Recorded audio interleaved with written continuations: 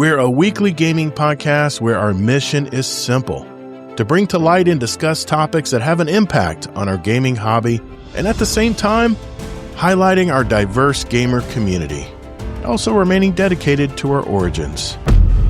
Guardian down. Join me, Todd the Gatr, and my co-host Kingsley Mack as we invite a rotating list of guest co-hosts every week to join us at the Guardian Down Roundtable. And now, let's get to it.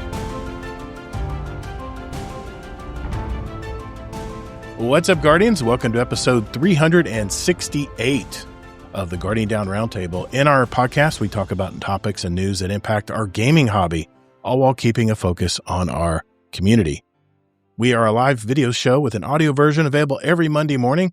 We love the live shows, though, and we love that our chat interacts with us during the show. So, yeah, definitely chime in tonight if you want to talk about our topics, you have a question, or you have input. We want to hear it. Let's introduce or say hello to our permanent co-host, Mr. Kingsley Mack from the great state of Utah. What's going on, Kingsley? How you doing, man? I'm glad to be here. Although it is hard having a gaming hobby when we have to podcast, but that is true. Glad to be here, though. That is true.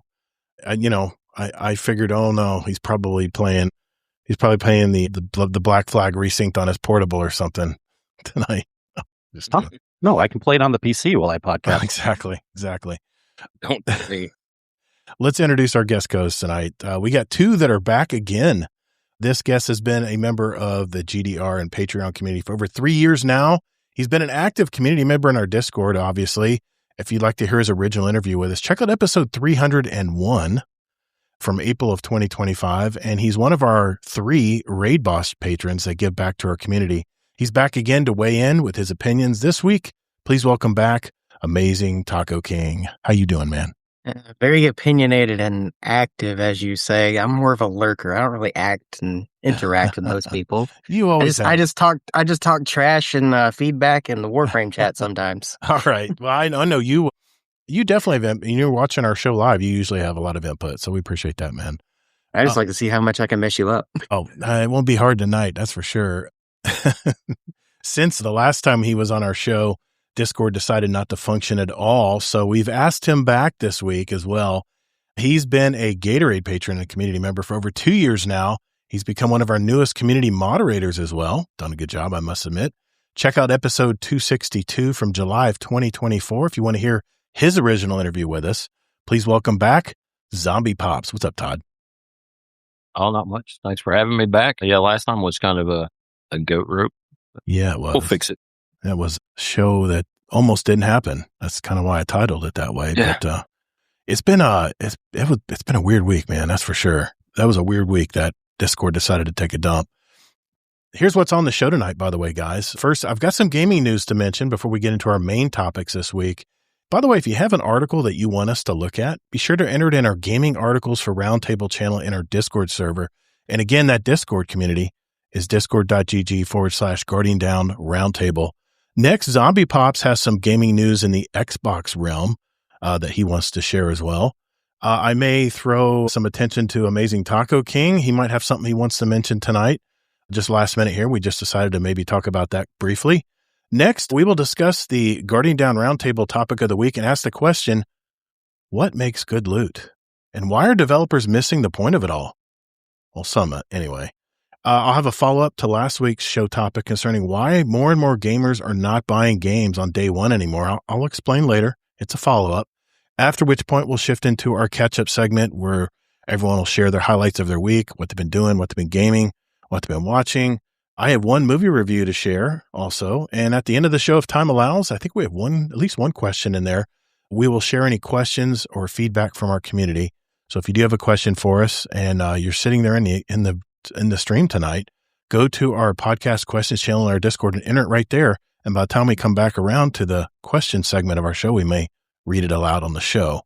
Remember, if you want to send us a voicemail or an email, go to guardiandowncast.com, and real simple on that. There's a big button you can press and just send us a message. All right.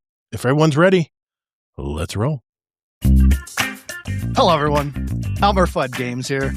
They say it's hip to be square, but really, it's hip to be Guardian Down Round. Round is the shape not like Square. It's a podcast. I hope you enjoy it. It's changed my life. It'll change yours too.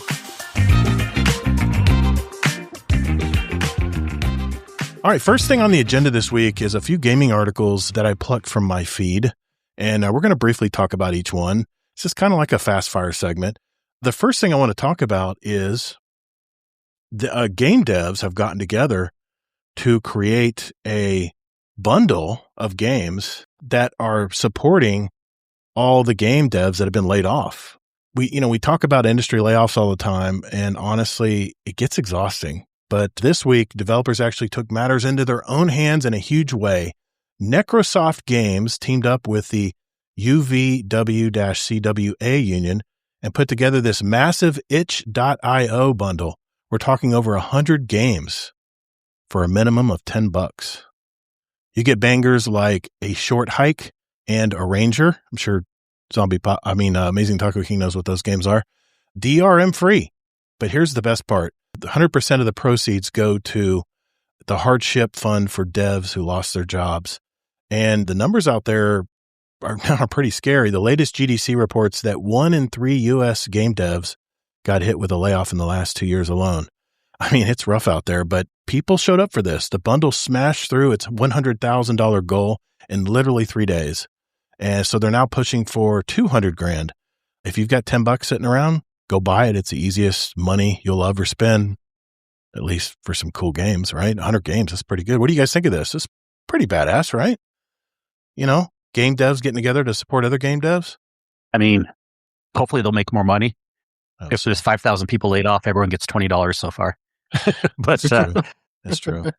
I mean, look, this is a very awesome thing they're doing. I haven't heard of any of those games. I kind of prefer Humble Bundle things more, but I do want to support them. Maybe I'll just donate anyways and not care what the games are. Dude, of 100 games, what's the odds of finding 5 that are pretty cool? They're probably all indie games, I'm sure, but I don't know. There's a lot of junky games out there, so I'm not market's pretty saturated. Okay. Yeah. All right. Well, that's just that point. It's good intent. Thing. Yeah. Obviously. Yeah, they mean well. I mean, even if you just throw $10 at it and don't play any of the games or are worried that they're junk, right? It's good to like donate it to them, I guess, if you feel bad. But like Kingsley said, the Humble Bundle stuff, they go to charity and stuff too. So that's a good quality program as well. So yeah, it's cool to have this. Also, the fact that they're DRM free games would also have to mean they're kind of like games that no one really cares about much, but support the developers, get donate some money either way. I really think I will, even if I don't care about any of these games. Okay, cool. Okay, we'll keep moving. The next story I have, it's a story from Engadget, and basically the title of it is How Long Can You Expect a PlayStation 5 to Last? We talked about rumors and discussion around the PlayStation 6 are growing, but potential high launch prices, economic headwinds, component costs, and a move toward diskless formats make the PS6 less accessible or appealing, actually. So the question is, how long can users rely on their PS5 before being forced to upgrade or switch platforms or, God forbid, stop gaming? The PS4, which was launched in 2013, by the way, just some fun facts here, still receives firmware updates and security patches over 13 years later from Sony. And the trends show multi-year software crossovers between console operations like PS1 to PS2, PS4 to PS5. The popular live service games, in other words, Fortnite, Roblox, and indie titles, they maintain long lifespans on older hardware, but the major AAA cross-gen releases like God of War Ragnarok naturally fade out, and service titles eventually drop less-gen support. Call of Duty Warzone sunsetting PS4 and Xbox One support, for instance. The longer AAA development cycles, like Naughty Dog titles, mean fully next-gen exclusivity takes time, and then Sony's projected to end support for physical game disc around 2027. So, with proper care, modern hardware can survive well into the next console generation and beyond. The biggest enemy for PS5s is heat and dust. And airflow blockage is a major cause of failure. Regular vent and port cleaning and proper placement are essential. There's built-in thermal shutoffs, obviously, to protect against immediate overheating damage. And then you got the disk drives and ports, mechanical components like the disk drives, heavily used ports like HDMIs are prone to physical wear. External modular drives on the newer PS5 revisions are easier to replace. The power supply failure in the PSU causes random shutoffs and power issues. And I think that's pretty easy to fix. I mean, it's not really much to it. I think the voltage regulator is built into the PS5. I don't remember there being a big, voltage regulator built into the thing. But anyway, just a few tips. If you do have a PS5, get that vacuum cleaner out, man, and unplug it. Unplug it first. You don't want any extra juice going to your PS5 chips. But between Sony's long-term support, software support patterns, and basic hardware care, PS5 owners can expect their consoles to remain functional and relevant for many years to come. I mean, I have a PS4 still. I have a PS3 still that operates just fine. So I know, Zombie, you're an Xbox user, but this kind of applies to you too, man. I mean, I don't know. I know Kingsley has a PS5, but I think he mainly PC games. But what about you, AmazingTacoKing? I'm sure you're a PC gamer, right? That's your platform of choice? Yeah, that's my main platform of choice, but I have everything. So nice, man. Nice.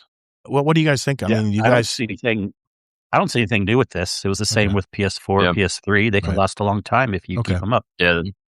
Same with any old console. I mean, like I have a Nintendo 64 that still works because, I took care of it. Right. Yeah. But the PS5, they got the liquid metal in it to cool it down, I think. Yeah. So, I mean, you do want to make sure you keep an eye on that and keep it flat or whatever. Because otherwise you will cook them. I know that much about them. So I do have a question on that because I've heard that, and we've kept both our PlayStations upright. And by the time I heard it, it was after the fact. And I almost don't even care at this point, but I'm curious if I'm going to see a shorter life with keeping my PS5 upright versus flat. I've heard they used liquid metal in only like the production release maybe. And then once they found out about it, they kind of switched it back to regular thermal. So mine was a production release, and then the wife has one that's a little bit newer. Yeah. Wow. So, we'll see. See. I mean, it's just something to keep an eye on or whatever. Scarlett, you had to replace your liquid metal? Wow. Well, that's what he was just saying. Yeah. Of all the things that are going to be bad, I've heard that also. I just that's like the thing. But, yeah. Okay. All right. Lay them down if you can. Mine's upright, and I should probably find a space to lay it down somewhere, I guess. PS5. You want it to be horizontal. PS5 is not. It's not the greatest thing on its side. It really wasn't really made to be on its side. I know I can put it there, but it does. It has the little holder thing, so it is. I didn't get one of those. You don't do it; just do it bare. And that's kind of the thing with the Series X, at least as far as I know, is like has one position and it's a big box, man. Yeah, how do you lay that on the side? You can't really do you can. Well, I mean, it actually has it has built-in tabs on one side that you can actually lay down to give it like sturdy on a flat surface. See, because the way the I think it's also built to survive the upward better than PlayStation. Yeah. See, the PS5, if you look at the design of it, the way the grills and everything's set up, it's set. If you put it vertical, like I have it, all the heat goes right up through the top of it. I mean, that's where all the vents are and stuff, but I guess it doesn't matter. I mean, as long as there's vents on the side too. Okay. Yeah. I don't know. I don't know enough None about of my consoles get enough usage to actually warrant me worrying about them exploding. Yeah, that's a thing. So. That's a thing. Yeah. When Destiny moved over to the newest console, I left my other one behind. It was sad, but I'm a console jumper, man. As soon as there's something better out technologically, I usually jump to it pretty quick. I mean, I had to have PC. Well, not PC, but I know Kingsley's trying to convert me into a permanent PC player. You said it. I know. I upgraded my whole rig last year, so I'm set for the next like 6-7 years. No problem. I seldomly go back to the Xbox. Really? Honestly, and like I have the Series X, like the top of the line Xbox, right? Right. And the PC is just so much better. And it's like I have a budget PC, not like a high end one or even like a medium end one. Really. Okay. It's pretty cheap build, honestly, but it works way better. Okay. I do have another story here. Lana Pierce just released a video on, I like her style. She's real cocky and she kind of likes to stick it to the man, that's kind of her style. But she just put out a video, and I just added this just last minute here. But this was kind of a follow-up to remember I was talking about layoffs and how the Western studios are in chaos and the Eastern studios seem to be doing just fine. Well, she kind of reinforced that theory in her video. And I mean, basically 50,000 game developers have been kicked to the curb since 2022. 50,000. And the wildest part, it's happening while publishers are pulling in record cash. Now, you'd think this is a global collapse, right? Wrong. Over in Japan, it's the total opposite. Sega bumped its salaries by 33%. Koei Tecmo, 23%. Capcom gave fresh grads 27.7% raise. Atlas jumped 15%. Nintendo gave everybody a 10% raise. So the question is, why are Western devs getting slaughtered while Japanese devs get those raises? Well, as she explains in this video, it comes down to law and culture. In the U.S., we have at-will employment. Boss has a bad Tuesday, you're fired. But in Japan, they have this legal rule called abusive dismissal. You literally cannot fire someone just because a game underperformed. You have to prove misconduct. You have to give them second chances. You got to try retraining them, basically jump through a million hoops. So when a big publisher needs to make the stock market happy, guess who gets chopped? The American devs teams, as you've seen Sony with Bungie. Every single time. And then there's the mindset. Former Nintendo head Satoru Iwata once took a 50% pay cut himself to stop layoffs in this company. He said that people who live in fear of losing their job can't make great art. Imagine an American CEO that does that. Oh, there was one, right, Kingsley? Yeah. He's no longer with us now, but I mean, I thought this was just a quick follow-up. I'm sure there's more than just one. Yes, of course. But, yeah. Look, I think the biggest thing too is also they probably didn't grow too fast. Like I always say, that's the biggest issue here. Could be. People see dollar signs. And so I don't like about sales type mentality versus service, because sales, you can make more, but you have the higher highs and lower lows. And people always want to ride that high faster than they should when it's doing well. So they overhire. We've seen this a million times. Yeah. And then now that's probably the biggest issue, because it's not just the not firing, or else that doesn't account for why they got raises over there. Right. So it must be like, the fact that they didn't have too many employees, and then maybe, they're doing good with their sales. Because it is true that a lot of that Western culture, Japanese, Chinese style, is typically still selling well. Right. Even if we don't care about those type of games or whatever, and there's many that we do.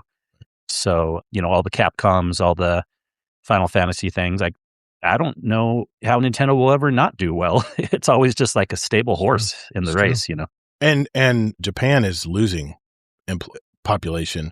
And like I mentioned in my topic a couple shows ago, they really value, I think the retirement age is 60 over there in Japan, but they really value that knowledge base, and they don't want to push that out the doors.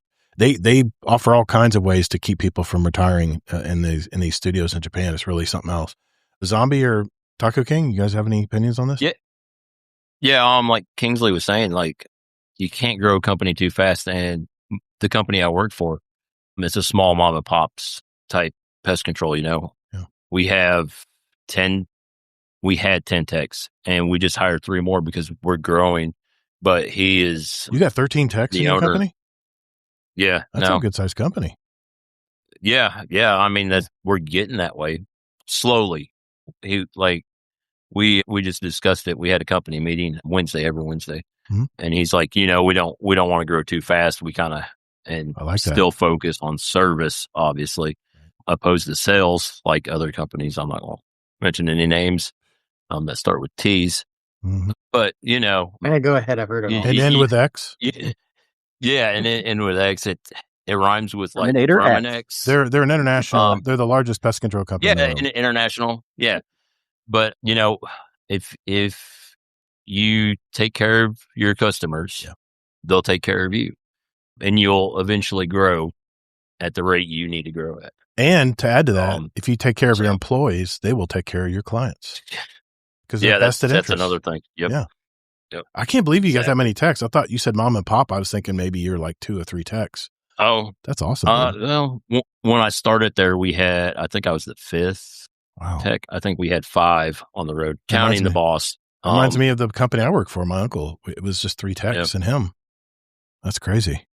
Well, yeah, we just hit our 8-year mark. He's been in business for 8 years. So what's ironic? Now we got 13. So it's my uncle's company sold to that. Oh, really? Sold to that TX company. Yeah. Well, I already left by then. He used to work for him and retired because he didn't see eye to eye, and he will never sell to him. We stole. We got free market 100 of their previous customers just the last 2 weeks. Nice, man. Easy to do, and nobody gives a crap over there. Yeah, company if showing up. If the customer doesn't feel like you care about them, they're going to move on, man. There's so many. Me and you could go back and forth. We should have a whole business podcast just on this. It's easy to talk about for me. Yeah, well, we'll go down a rabbit hole. We will. Taco King, what do you say, man, about all this?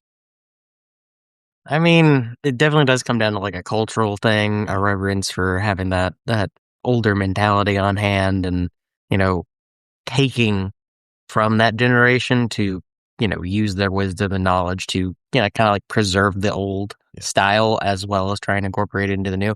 But the other thing with the Asian market that most people keep forgetting is most of those companies are still successful not because of the general video game market, but because of the mobile market. Like China, South Korea, all of those are like the largest sources of mobile gaming.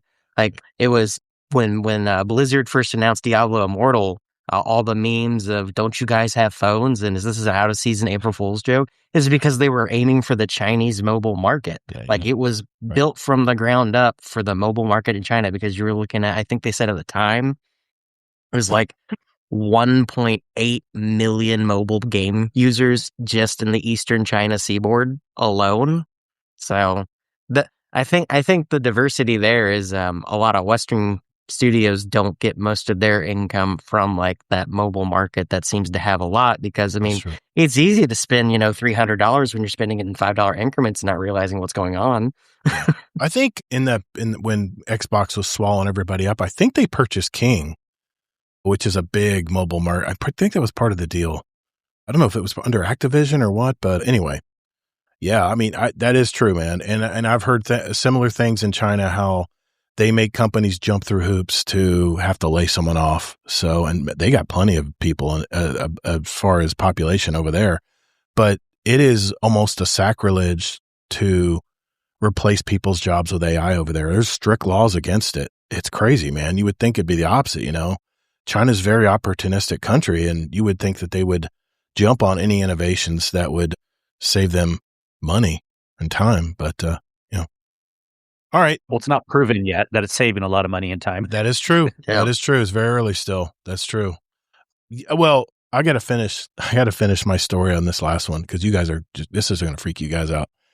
This crossed my feed. It's from TXBT Games, which I've never heard of this place, but it looks like it's maybe Russian based. I can't tell exactly, but no, Kingsley, it's not a scam. No, recently the media drew attention to a story of a fan of Elder Scrolls V Skyrim, who got into an unpleasant situation because of his nickname. Canadian Brandon Climay used a reference for the in-game shout "Fuss Ro Da" as his nickname. These people obviously don't game. That's his gamer tag. Brandon's nickname, gamer tag, was spelled Fuss_Ro_Da. And several years ago, a real criminal used a similar nickname, Fuss_Ro_Da. And he corresponded via the Kik Messenger, where Brandon was also registered. So in 2018, An investigation began. The police sent a request, and during the processing of a typo was made, due to which they were looking for a user with the nickname Fussroda. The second underscore was lost in this typo, and as a result, law enforcement agencies were provided with the data of the uninvolved user. Police tracked Brandon to Nova Scotia in 2020. His home was searched, his equipment was seized, and during further investigation, experts found no evidence of a crime or contact with the victim. Despite this, Skyrim fan was arrested and subsequently convicted. I don't know how that's happened, but in 2024, the court sentenced the innocent gamer to 18 months in prison, and he served the entire sentence. The error was discovered when the lawyer was reviewing documents to prepare an appeal. He compared the original request with the case materials for several years. Investigators in the court did not notice the difference in that one little character. And it's not clear yet whether Brandon will seek compensation for these 18 months he spent in prison. But I just wanted to share that story, man. Be careful, zombie, with your gamer tags and throwing zeros and ones and stuff in your name. Oh, come on. I couldn't believe this story. It was so crazy, man. But they just let him rot in prison for 18 years. And by the time they appealed, it's crazy. It's not like we don't have other people that are in prison that are actually innocent. It Very does true. happen sometimes. Very true. Yeah, you're right, man. You're right. So, No, you're wrong, Kingsley. What's that? You're wrong, Kingsley. There's no one The world is innocent totally behind just. bars. Well, The world is completely just. Everything. I know, right? Warrants I don't love get it. served at the wrong Nothing to address, see so. here. Everything is fine. One of the best things, one of the best technology we had in the last 50, I don't know when it came out, but is actual DNA evidence. So you can actually Yeah. Oh, you actually didn't do this. Like, I'm thinking about flock cameras, man. Oh my God. How inaccurate they are. That's true. Oh my God. I didn't think of that. Oh my God. I mean, I do have kind of like a fear or a nightmare that I don't actually think this will happen, but like maybe it's just a bad dream I had a couple times. Like I'm in jail for some reason. oh man. I'm like, yeah, hopefully it's not because I got, obviously I'm not going to do anything legit, but I don't want to be put wrongly in prison either, you know? I'm trying to figure out how that court, he must have had the shittiest attorney, man, to get it. It was just a typo. I can't believe nobody caught that. But that just goes to show if you're not a gamer, you're not in that culture, people just totally overlook that stuff. Okay. What was the charge he got arrested on? They didn't say in the story. Something about a victim. Why were they going after his gamer tag? Like, because are they infringing on freedom of speech or? No, this was. That's what it sounds like to me. Like he said something in a game chat, and they're like, we got to go throw him in jail. I just want to double check, make sure I didn't miss anything here. No, they tracked him down through Kick, so not necessarily a game chat or anything. Okay. Oh, yeah, Kick. A messaging service. And he was registered there as well, but with one underscore instead of two. I just blows my mind, man. Like that. Kick, there could be anything. So anyway, I thought I'd end with that story. It was kind of a crazy ass story, but all right. Well, that was it for me for my fast fire story segment. We're going to turn to Zombie right after this. Welcome to GDR, the Guardian Down Roundtable. I guess my map is wrong. I was told to go around this back alley, but I'm in this nice, clean, bright, distant future. I have no idea where I'm at. Maybe look at this door. Here we go. 3, 2, 1. You're listening to GDR. All right, we now turn things over to Mr. Zombiepops, and he has some story concerning Ubisoft and Xbox, I believe. What's going on, man? Yeah, so Xbox and Ubisoft, as far as I know, there are only two companies doing this right now. But like, can you imagine if you bought a physical disc or digital rights to a game, you could play it on Xbox, PC, or any other system? That'd be pretty wild, right? But that's what Xbox is doing and Ubisoft is doing. If you have physical rights or digital rights to play a game, licensed to play the game, you can now play it on the PC. Xbox is slowly working up to this with the the original Xbox games they've started on. October, I think, is when they're starting on 360 or maybe next year. So they're going, like, if you own the game, you can play it on the PC and stuff.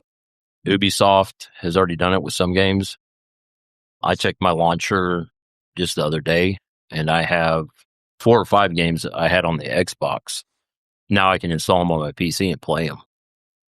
That way I don't have to fire up my Xbox anymore. But what do you guys think about, the ability to own something on one console or buy it from one place and then be able to play it on different systems, It's wild. It's wild. Yep. I can't. It makes a little more sense on the Microsoft Xbox side because they're the same company, but certainly they're letting some money go away from the table. But on the Ubisoft side, it's even more wild, but mad respect. Geez, like this is insane. I never thought I'd see something like that, but yeah, Microsoft does kind of have to be on board too because, well, never mind. Steam probably doesn't like it the most because they'd be getting less, Probably. Yeah. Because they don't get their 30% when someone has to buy it again on PC. What do you think, AmazingTacoKing? Yeah, I mean, it's really cool. Honestly, I need to get my Ubisoft account back open on PC again and see if maybe they've ported some of the stuff that I got from Xbox One on there, or even back from the 360 days. It's definitely a neat feature. It's very similar to, I don't know if anyone remembers how many years ago it was at this point, but when I think Xbox One was initially starting to launch, the tagline for Xbox at the time, after they kind of like ditched the Kinect and everything, was Xbox Anywhere. Mm-hmm. They actually had games, and they've had a few first-party games that do the same thing, like Starfield. If you buy it on the Xbox app, you get a copy on Xbox on console as well. You can just play it wherever, and they're cross-save compatible and all that. But even further back then, like I had a code that I got from a friend. She was a manager for GameStop for several years. She gave me one of her free game codes for Halo Wars 2. And it was one of the titles as a first-party Xbox game that was part of Xbox Anywhere. And with that code, I got the entire like Halo Wars 2 Collector's Edition digital pass for both console, and then you got a free copy of it to download and play on PC anywhere. So it's similar to what they did that long ago, but they kind of like stuttered the project and like the entire platform down for a while. But it seems like newer first-party titles seem to be getting that treatment again. So maybe going forward, we'll start seeing like multi-pass editions of games where it's like a free license for, whatever platform you want it for. So I'm trying to understand this. You have a physical disc, you put it into your Xbox. Is it downloading that file to the cloud or just the license check or what? You have to still re-download it if you're playing it on the PC? See what I'm saying? I haven't tried to play them on the PC, but it gives you probably have to download it on your PC. Okay. I would assume. But it just checks that license box, right? Yeah. Yeah. Exactly. That's actually pretty cool. You listening, Sony? Hello?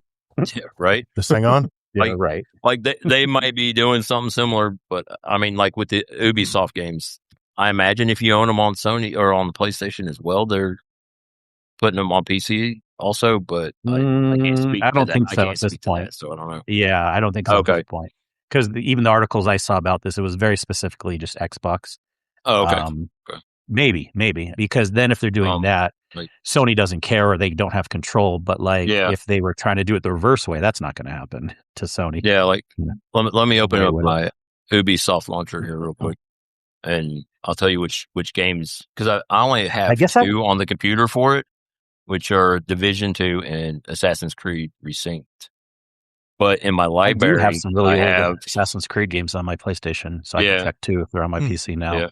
I got Rainbow Six Extraction, Far Cry 6, Assassin's Creed Valhalla, Watch Dogs Legion, Brawlhalla, Rainbow Six Siege, and I own those on Xbox, so I know what console. I have what console is that? PC. What console you have it on? They're on. Well, most of them were on my Series X last time I played them. Okay, X, okay. Yeah, but they might have been on my Xbox One as well. I don't remember.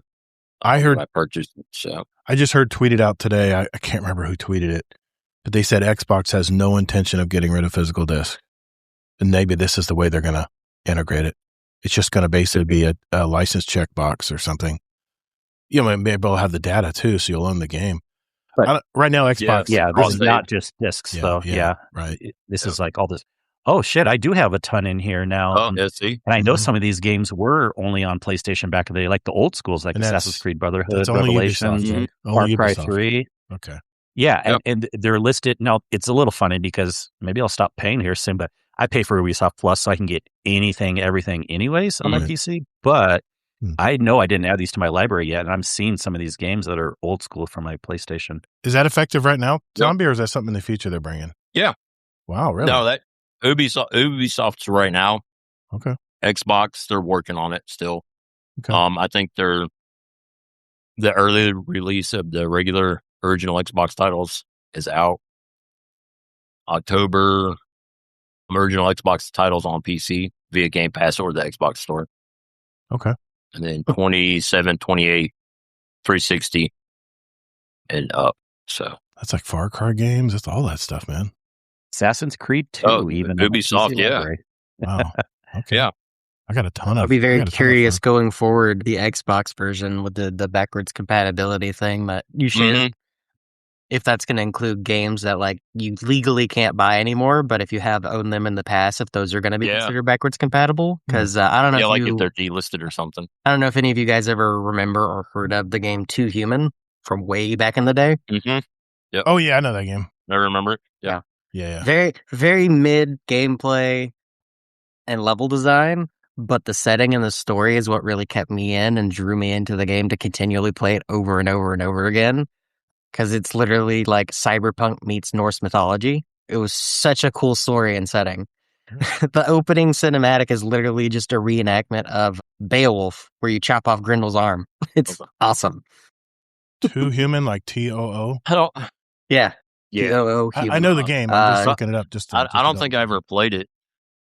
Yeah, you can't legally get it anymore because the company that made it, they were sued into the dirt. I think it's Silicon Knights was the name of the company. Yeah, that's it. Yeah. They were sued into the dirt. The rights to the game were like thrown to the ether, and it was just like, oh well, no one can have this anymore. And I bought a digital version of it on 360 because that's when it came out. Was during like the mid 360 era, right? PlayStation 3 mid 360 PlayStation 3 era. I bought a digital copy of it because I rented it from Blockbuster when those were still a thing. And I just loved the game so much. I saw it on sale for like Christmas or something for like $12. I was like, oh yeah, I'm totally buying this for $12. I've already played like 60 hours and I rented it for a week. 100% gonna just throw more time at it. Yeah, Metacritic's got it at 65%. It's not a bad score. It was a very mid-tier game, to be perfectly honest. I think the only saving grace of it was like the setting itself, because like I said, it was Norse mythology meets cyberpunk. Yeah. So like the gods of Norse mythology are the Aesir. The Aesir were just like cybernetically enhanced humans that have like reached god level power through cybernetic enhancement and like magic, quote unquote. But it was just like energy weapons and stuff that no one could get their hands on. 2008. Wow. Okay.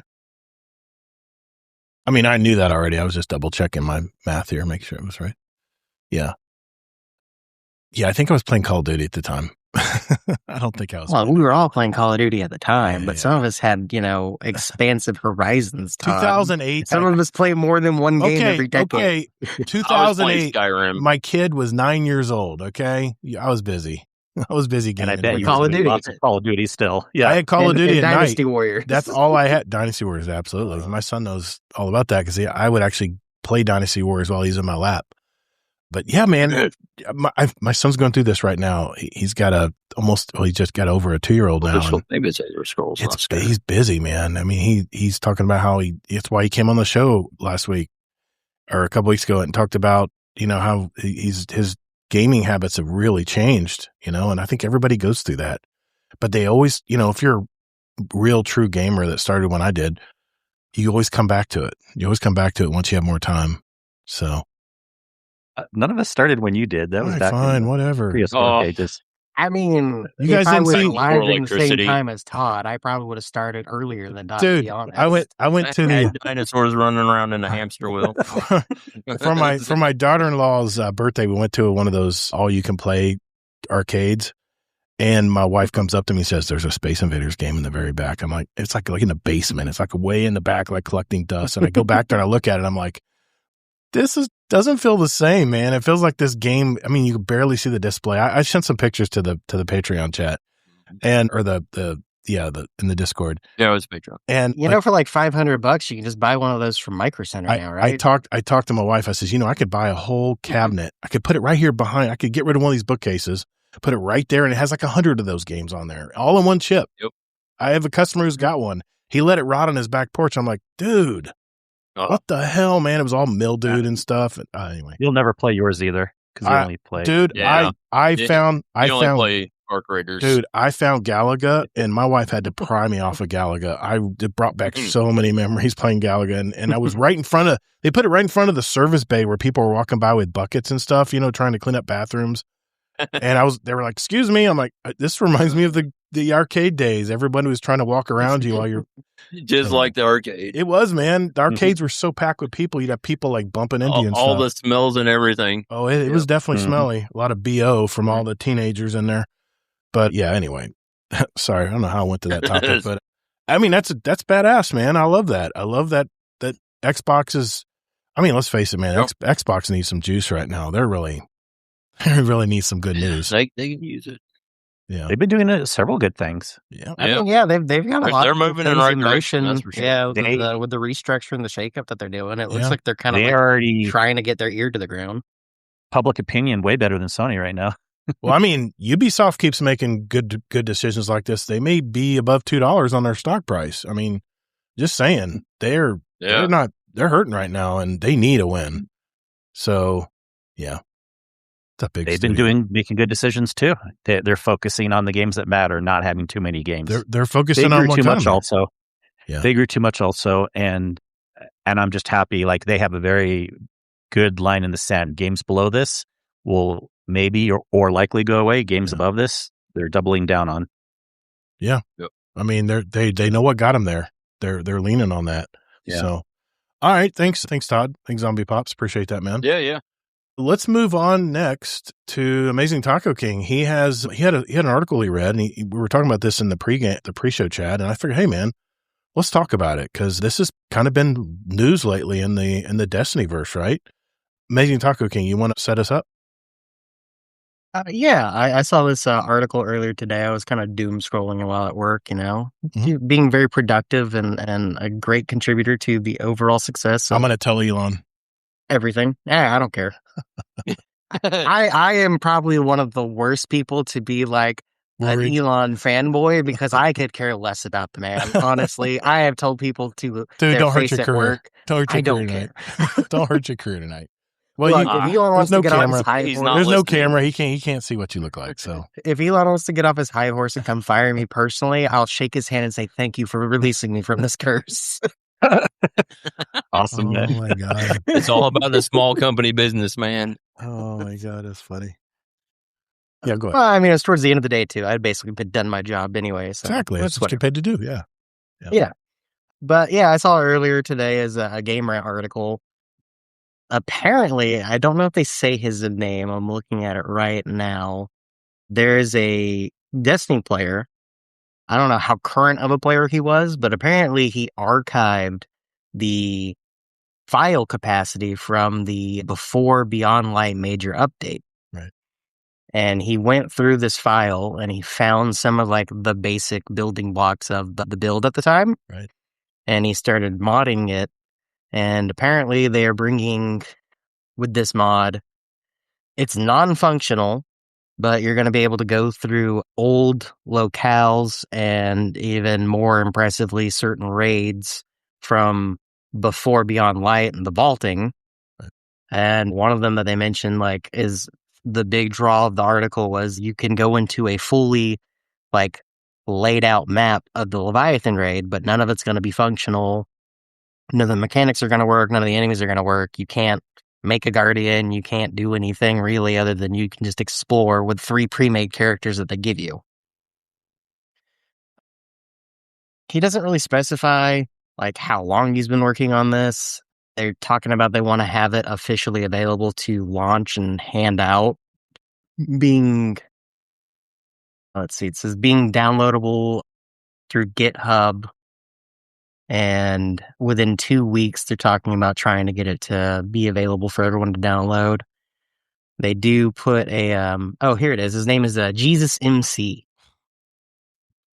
He's using AI to help with some of the modding, unspecified capacity, and he just wanted people to be aware of it in the event that it's a deal breaker for them. That's the part for me where it's like, that sounds sketchy, because it's like, okay, he's modding it with AI. That's fine. I don't have a problem with that per se, but it's going to be a free download. He's not really developing it. He's using AI algorithm to help him develop it. That makes me more cautious on the end of like, well, they might sneak some, malware, some Trojan horse code in there that I probably wouldn't personally want to get. But I mean, the premise sounds really cool of just being able to, go walk through it's a Season of Arrivals patches and seeing what the game used to look like. None of it's going to be functional, and according to the article here, like you can shoot, the player can do things, but you can't change gear, you can't change your loadout, you can't switch anything around other than the pre-generated characters that they give you, and I think I'm assuming it's one of each class. Wow. But you could see all sorts of stuff that's no longer in the game and no longer available for the live version, so it's kind of cool. Yeah, I've been hearing about that. And nothing that really interested me per se, because I mean, I lived it, I played it. When it got vaulted, was I upset? But at the same time, I had kind of given up on Destiny at that point, because after Forsaken had come out and then they announced the seasonal model they were going into, I was kind of done at that point, because the season pass model was just getting so oversaturated in everything you played at that time. That was like, games would just come out and you would get 10 minutes of content for the first launch, and they're like, join us for season 1, and season 1 was like another 10 minutes of content, and then they just trickle feed the game to you over the course of like 3 years and then abandon it to move on to the next adventure of season pass content. Yeah. Okay. Like I said, I was hearing about it today. I think even Cactus even put a video out about it, and you mentioned it tonight, and you showed the article to me. I was like, hey man, just talk about it tonight, because I really haven't. I've heard rumblings about it, and it was maybe something we could talk about, next week, but I wanted to at least mention it tonight. So I appreciate it, man. Yeah. Cool. And like I said, they said they're trying to get it out to where, the next 2 weeks is their target for download for widespread. Okay. I mean, if someone wants to jump on that unknown hand grenade for us and tell us how it is, I'm curious to see how it works out. Sure, but I'm also very skeptical. Yeah. So apparently somebody did something similar. From what I can understand, with Destiny 1. Really? It was like Taking King, maybe the pre-alpha. Right, Taking King. The pre-alpha that someone's rebuilding on PC. No, there's a way that they could go back to an unupdated, maybe it was the Dark Below. Right after the Crota raid, I think. Yeah. They could interact with all of it or whatever, but obviously not play the newer guns or weapons or something. I heard something vaguely about that, so I wonder if it's kind of along the same lines or not. Maybe. Scarlett, K. Go ahead. I'm sorry. Go ahead, Kingsley. This is interesting, but like, I don't really care either, because I already lived it, or if I hadn't lived it, I want to live it again. Someone, no. Because you're living in a worse state. It's walking around bored without doing anything. No. And that was my next point. Like, someone who hasn't played the game, I mean, I'm sure it'll be fun and gimmicky for like 10 minutes, right? Yeah. But all that work for someone exploring for 10 minutes, I don't know, man. And but here's the bigger issue. Two of the Sony lawyers. Oh, God, yes. They're going to be taking this down, I guarantee you. At least trying to do a lawsuit against them. Yeah, and supposedly there's nothing left of that game, right? And according to the lawsuit that they had with that artist who lost miserably, by the way, because this story had nothing to do. Playable was left. Doesn't mean nothing was left, just nothing actually playable. Yeah.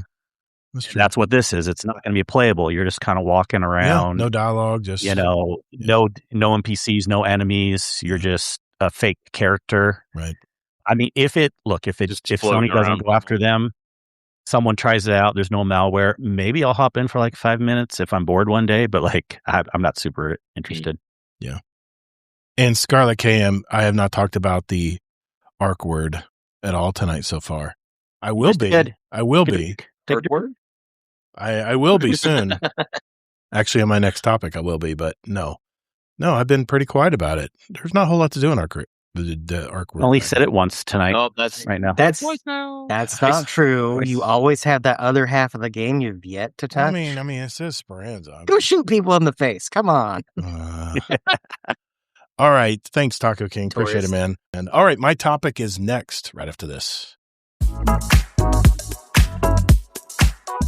Hi, this is B. Leahy, and you're listening to the Guardian Down Roundtable.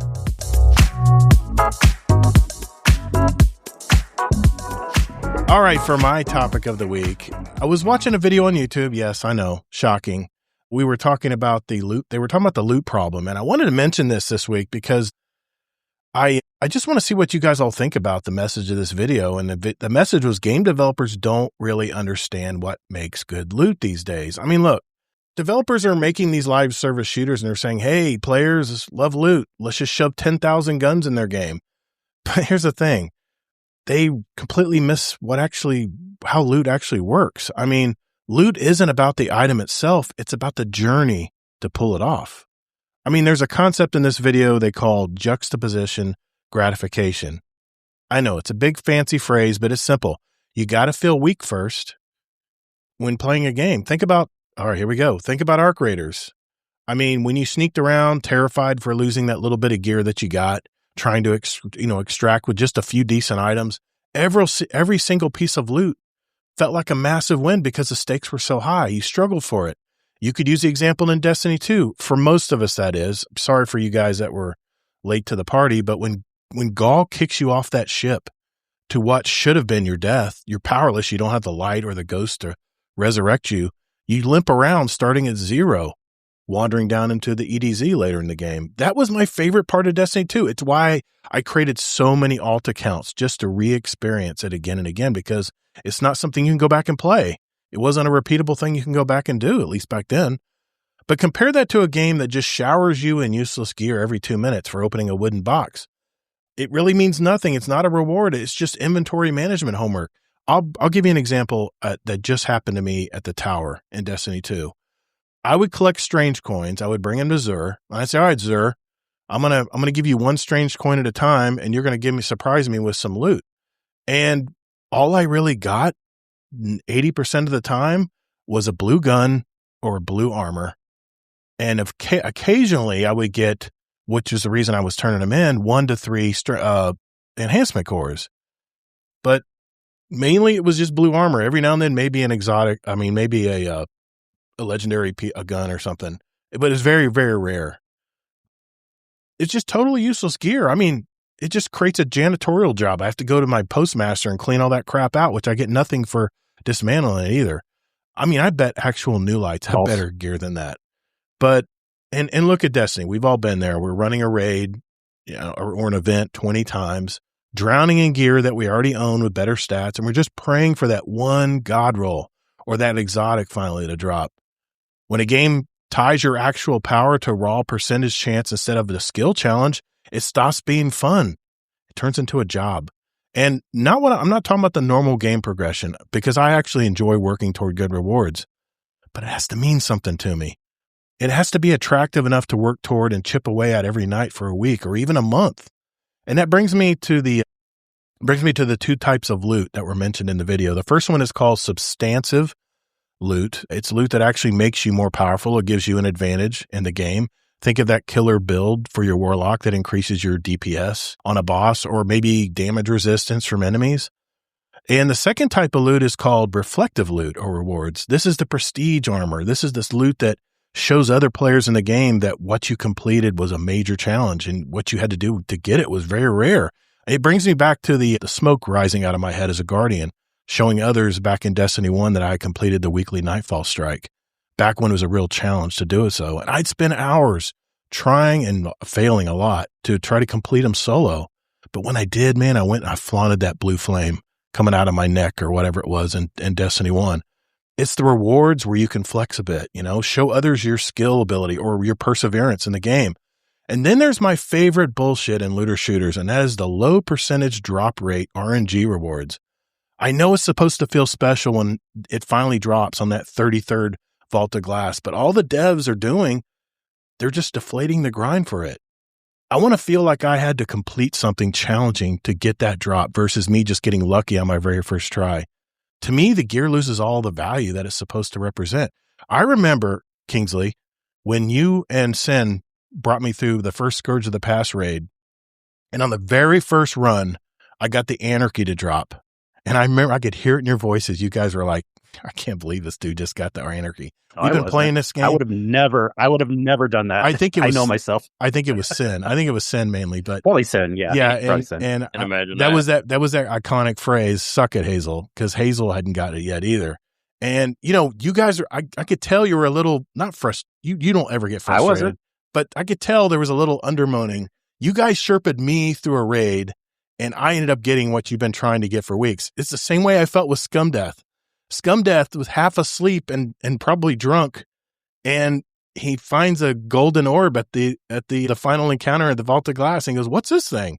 And this is getting the Vex Mythoclast on his very first run. I was like, dude. I mean, there's a lot of people around us that played were trying to get that drop, I mean, I felt a little bad when that happened to me on Scourge of the Pass, but you know what happened? I stashed it in my vault. I really never used it again. Maybe a couple encounters where it works against. I know it worked good against the captain, I think, in a couple dungeons. But when you're forced to rerun the exact same content 20 times, just praying for a drop to make a build viable, you don't get engagement. You get burnout. So the bottom line here is if developers don't respect players' time, people are just going to drop off and log off and play something else. And today, there are so many games to play. But that was my topic. What do you guys think about this? You had this topic 20 times in the last 10 years. I know, but I want to ask, because we have different people on the show tonight, what makes loot valuable to you? I'm just curious. What makes loot valuable to you whenever you play a game? And AmazingTacoKing, I know you play a crap ton of games, man. What is it about loot? What is it that makes you put in an extra hour or two to try to get it? I only play like a handful of games. What are you talking about? Oh, whatever, man. Every time I turn around, you're playing something new. I'm like, what game is this? I don't even have this in my library. Anyway, what makes loot important to you, man, when you're playing a looter shooter? To be fair, loot doesn't even register in my importance of when it comes to playing a game.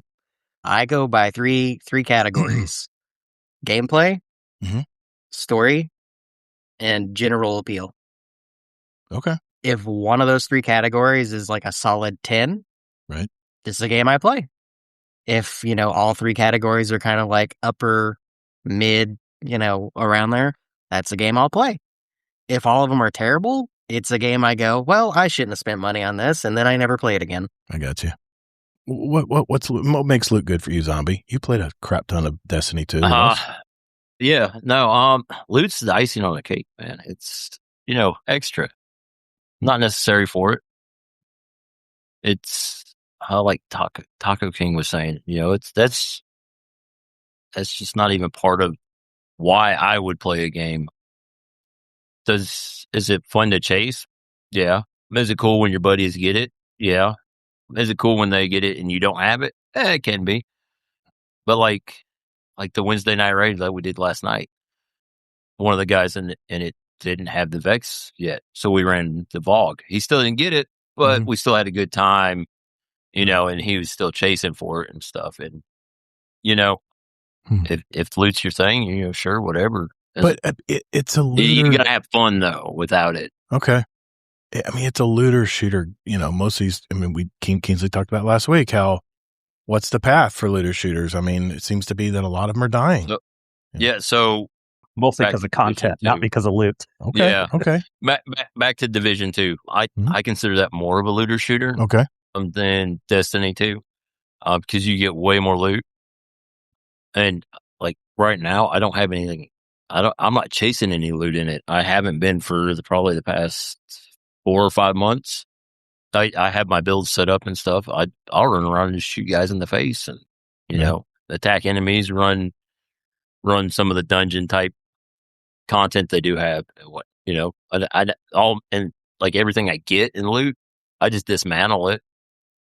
But don't you just throw it in the scrap? Just a question here.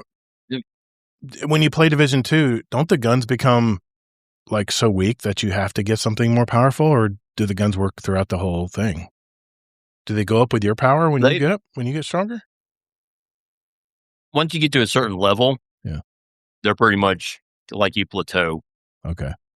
I mean, I guess if you do it on harder difficulties, it might go up a little bit, but okay, nothing. That's more crazy. About positioning and staying alive. The guns, generally stay about the same. I remember in those raids, I used to play raids in Division 2, and the bullet spongy bosses were like, oh my God, dude. I've emptied my clip 3 times in this boss. He's still not even halfway dead. But on a harder difficulties, you'll still come across them. And depending on your build, they can be more spongy than other. But that's not really a Division problem. That's an Ubisoft problem. But see, when I used to play, when I played Borderlands 3, I got this gun that actually had subwoofers in it. It would actually blast these, and I was just destroying everything. And then I got to the next level, and it's like, it just tickled them. It didn't do it again. I'm like, this is such a great gun. Now I have to throw it away because the game makes me look for something stronger. I mean, that throwing loot at you is definitely what Borderlands does, and it is a looter shooter. Mm-hmm. So, but that's why I was curious if Division 2 worked the same way. I guess no. I guess it does carry forward. But that's a design feature of Borderlands, because once you get to end game in Borderlands, you put it into true Vault Hunter mode, and then everything scales to max level, and then you can go back and get that gun, and it scales to max level, and you can use that gun forever because you're at max level forever. Scarlet Maddie says, for Destiny, I'm not going to lie, with loot, it's always how it feels, shoots, and sounds. Amen. How it sounds is important to me. I'm a person who'll just sit and oogle at my collections and see a gun I don't own and go, ooh, I want to shoot that. Yeah, I get that, man. I get that. I do. Well, I appreciate you guys chiming in. I know Kingsley doesn't have an opinion on this, so we'll just move on. Yeah, I don't. Yeah. But, I mean, my main thing I want to push against is I totally disagree with the premise that developers are missing the point. Gimmicky title from the YouTuber. Okay. Now, of course, we can give specific examples here and there. I'm not saying there aren't things that can't be done better. But if you look at all the things you mentioned are just either very specific examples only to you, and you keep using the word we. Everyone feels different, Todd. Okay. We don't all feel the same way as you, And also, you're giving examples that's only not the whole picture. Right. A lot of games will have RNG, and they'll have other ways to earn loot, right? So for example, there's a lot here. Why you were saying you like being showered with loot, but then you're saying you don't like it. Did I just make Kingsley speechless? I can't believe it. Here's the reason. No. I'm so flustered. There's so many things that you contradicted about. Mission accomplished. Back. He's about to quit forever. Mission accomplished. I don't know where to start. Well, I'm not. Where did we begin? I've never seen Kingsley so red. All right. I'm sorry. Go ahead. Yeah, you wish. Anyways, do you know why they keep giving lots of the lower level loot all the time? There's very good reasons. Why? It's obvious. Because you said you don't get anything for it. That's 1,000% false. You get materials for it that you can use when you dismantle that loot. All right. You got it. All right. Okay. Go ahead. I'm going to hear you out. Okay. Yeah. And games do this all the time. Yes. Now, the main thing I would say, which would be nice, not all games are perfect with this, but Diablo does this, is you can have loot filters. That'd be nice if Destiny had loot filters. Okay.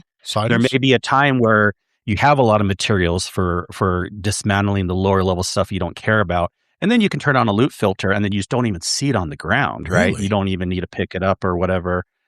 But at the same time, and I know you typically will hold on to stuff you don't need to. I've always told you should just dismantle that stuff so you'll get more of the materials, more of the materials and stuff. I know. So that's one of the big plus. If you're someone newer to the game, they want to give everyone that stuff. Why not? If you're new, you need that stuff to level up. If you're not new, you may need it for materials.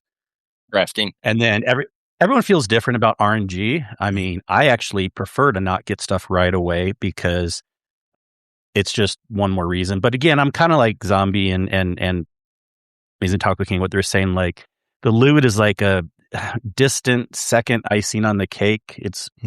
It's way more about the experience and the game. And I feel like more people step away from games. I could be wrong, but I feel like because of the activities are getting boring, not because of the loot. All right, I'm gonna interject. I'm gonna give you 2 examples. The dark years for Destiny 2 when they sunset all that gear. I remember Dado got on screen and said, "There's no reason to play the game anymore. If loot doesn't mean anything, if striving for that not gun, everyone felt that way. Okay, that's because he makes money on YouTube.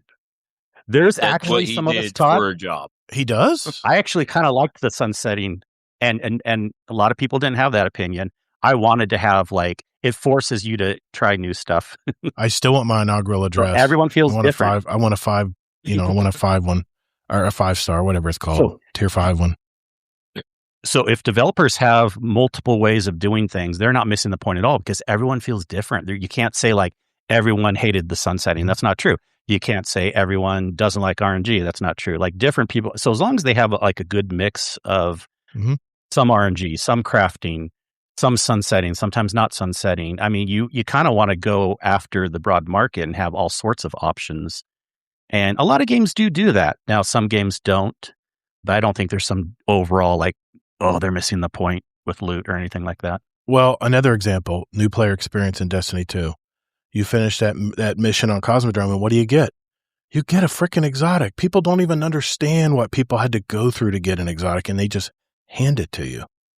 And these people probably don't even know how good this. I mean, does yellow mean it's better, or does it mean it's a piece of junk? Should I just dismantle it? I think we had people say they dismantled their first exotic.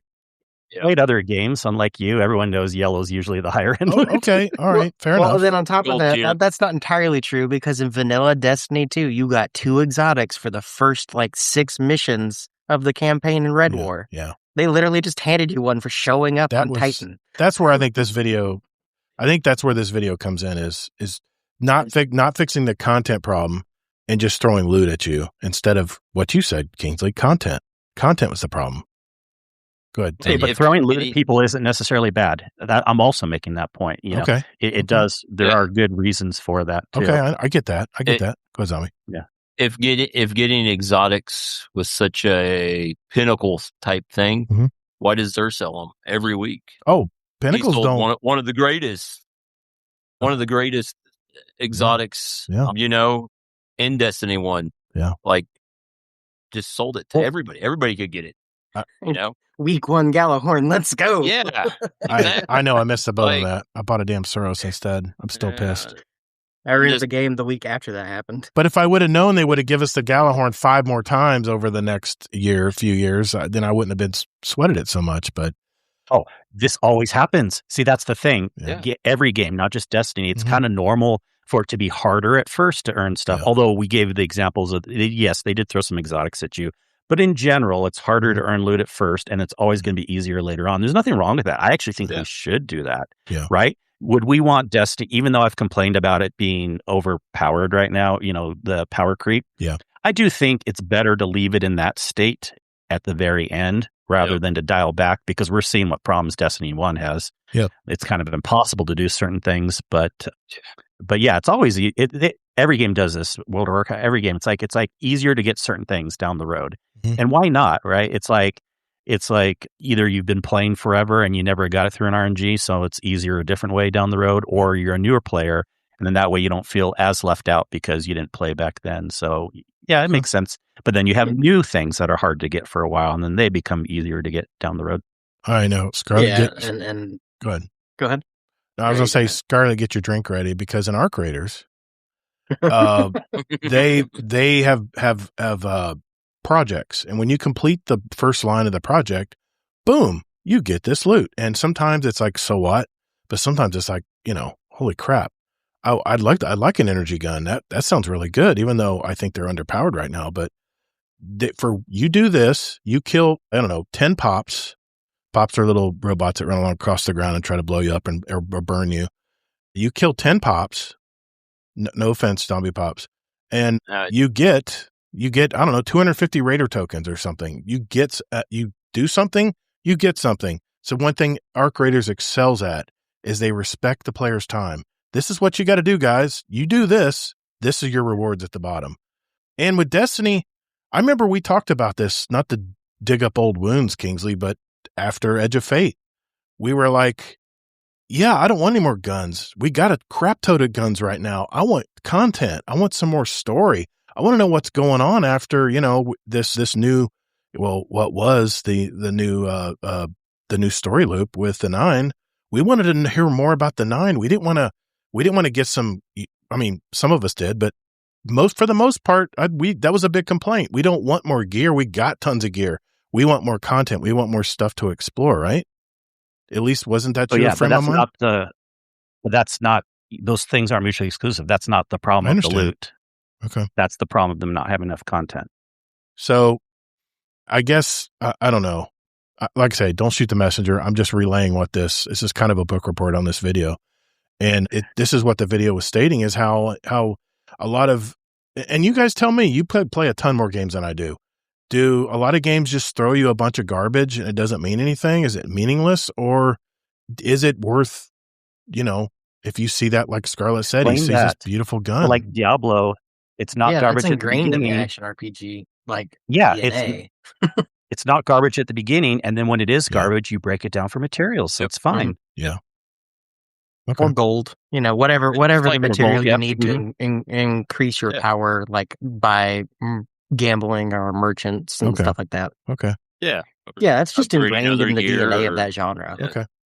Well, like I said, in fact, Isocross did a follow-up video on it, and I can't remember who the original person was who did it. He wasn't a big YouTuber. It was just a story he came out with, but I saw both videos. I saw the original and the one Astrocross did, and I was like, you know what? Let's talk about this week, because we play a lot of looter shooters, and we talked about how looter shooters, where are they going to go from here? And this is kind of what the video was relaying, is the fact that they just throw loot at you and think they think that that's a lazy way out for devs. It's just throwing all this purple gear at you when it means nothing.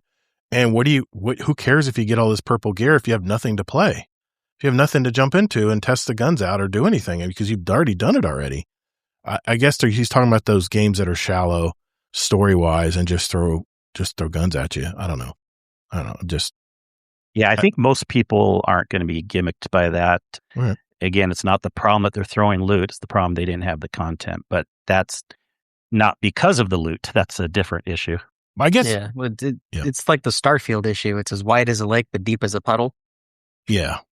Yeah. And I guess that was the main thing I wanted to get from you guys tonight is when it comes to loot, what is important to you? I mean, for me, like Scarlett said, if I see someone using let's just say a gun from one of the raids in Destiny and a Garden of Salvation, those are my favorite weapons because they sound like a space weapon. They sound fantastic. And I'm like, I want to get those because I want to just have that gun, not only just to look at, but just to hear it sound when I use it. Even if it's not the most meta thing in the game, I just love the sound and feel of guns. And Destiny did that so well. But at some point, when you have 1,000 guns in your vault that you don't even use, like maybe you dismantle them. I mean, I still consider that a collection. Those are my trophies of stuff I've done in the past and traces me back to what I've done in Destiny. But I was just curious what loot meant to you guys, because obviously, from what I gather, it's different for all of us. But yeah, you should have known that years ago. I keep telling you that it's different for everyone. Yeah. Yeah, it really is. I mean, yeah, for me, as far as what I value about loot, it's not going to be the sound. That would be an icing only if it's also a good weapon. Why would I want to be doing an activity where I'm handicapping myself just because the gun sounds better, but I could be using a better gun, Whereas I will go into a raid with non-meta setups. And handicap yourself. Because I like the sound and feel of guns and how they explode the enemy. I don't know. And then we get mad when we didn't finish the encounter because not everyone did enough DPS. I know. I'm working on a better Warlock build for the future. Let me blow y'all's Arc mind. Is the only build. Just switch to Arc. Come on, get off Void. Yeah. I'm gonna go to it. I've played 90% too, not just the Arc. But I like Devour. 90% of Destiny that I've played, I played it without sound on the whole game. Really? I had days like that, but I didn't know like the sound, like the raids had such cool music or there were sound cues or nothing. Yeah. Like 90% of my time playing Destiny, if I had a headset on, it's because I was talking to other people. Otherwise, the TV was on mute or no sound whatsoever. So, I mean, which is a really huge disservice to the audio guys. But it's like, like you said, I was missing out. It's just icing. Yeah, it's just extra. Scarlet Maddie, we got 2 Scarlets in the chat. And on YouTube, he says, I think it's a great part of why I'm enjoying Elder Scrolls Online so much, because every piece of loot I'm getting is exciting because I have no idea the scale of how powerful all the loot can get. And then a Scarlet Cam said, he had got the gun because he had a bounty to do. Where is the ban button? How do you ban people on YouTube, guys? Do you guys know how to do that? I have no clue. Yeah. So everyone's different on what type of loot they want. Exactly. But I wonder if I need to watch this video now. I wonder if they were just trying to reach for a reason why certain games are not appealing to them and just saying it's all about the loot. And I just thought it was a good topic. That can be a reason for some people, but I don't think there's a general problem with developers missing the point. Okay. And I don't think most people leave just because of loot. It's usually going to be because of gameplay. Deadpool 1 Merc said, I only had the special effects on for Destiny. I did that a lot too, man. I would have the special effects volume up a lot higher. The music would be almost muted. I'd hear a little bit of it. And then the dialogue, I didn't want to care. I had subtitles. I never needed the dialogue. I'm unfortunate.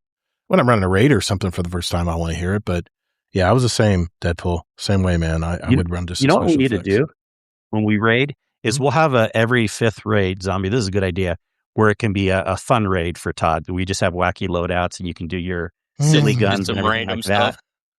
And then, but when we're actually trying to be just a little serious, then Todd, you have to use like a little bit better weapons. Okay, all right. Maybe use like almost meta build. Almost. It doesn't have to be meta. Almost just meta. It is almost close. Almost meta. Okay. Do you want eggshell or off white? Because those are the 2 meta builds we got. I hear you. There we go. I got it off. Make sure I didn't have it on. I thought I had Elon's voice. I love the loot filter in Diablo. It's really nice. That would be really cool. It just eliminates all the visual clutter, huh? That's pretty cool. Yeah, it is so nice. I can give you a basic formula, Taco. It's really nice because once you get to the point where you're only looking for certain ancestral with like like a greater affix, or if you're only looking for legendaries that have a higher affix percentage, you can actually. Oh yeah, I know how to use them. I just never use them. Oh, I gotcha. I click the orange one and I don't touch anything else. Sometimes I click the purple one, but I've never seen a purple one drop before. Yeah, and it didn't really totally bother me. But sometimes they'll overlay, so they're a little hard to click, right? So it's kind of sometimes good having the loot filter. And I played old school. I had to hit Alt to see my loot. Oh, okay. I've never played, but I'm guessing orange is pretty good gear. That's legendary in Diablo. Yeah, and crazy. Like an off gold color is uniques, which are legendaries, but special legendaries. And then mythics are purple, and they're like a pinkish purple color. And those are uniques that have extra special properties. Mm-hmm. So by default, you wouldn't want to say delete some of that gear. I mean, eventually you do. The whole in-game, basically, just default. think Borderlands. Like once you get to max level, and you're, every time you kill a boss, you see 35 legendary weapons drop at the same time. You're just like, all right, this one sucks. This one sucks. This one sucks. That's new. This one sucks. This one sucks. This one's. I just deleted all. Yeah. And also, as you get up in the tiers, another nice thing about Diablo is they have options where it'll auto dismantle. That's nice. Lower levels tier stuff. Mm-hmm. You don't even have to take it to the blacksmith. That's pretty cool. Yeah. So, yeah. Nice. They do good with loot, I feel like. Yeah, and they drop tons. You would have a time where if you like seeing like Borderlands, Diablo also has that thing where it can be like a billion things dropping on your screen. Yeah. It depending on what you do, you know. Yeah. For those types of games, though, my usual methodology is I'm going to play this until it feels like a chore, and then I'm going to wait until the next time I want to play it again. Yeah. All right. Yeah. If I stop having fun, I'm not playing. Yeah. Deadpool Merc said he had special effects volume on because some boss phases have a ton. Okay. Yeah. All right, cool. All right. Thanks, guys. Appreciate you indulging that topic. I do have a follow-up on a topic from last week real quick. We'll do that right after this. Hey, Guardians, even though we're now the new Guardian Down Roundtable, all the ways you can contact us are the same. Just go to GuardianDownCast.com where you can email us, write us a review, send us a voicemail that we might air on the show, by the way, and even listen to past episodes where you can also search for a particular guest of the show. You know, I use this every week to find past episodes that our guest roundtablers are from, so you can go back and hear them and hear their story. GuardianDownCast.com.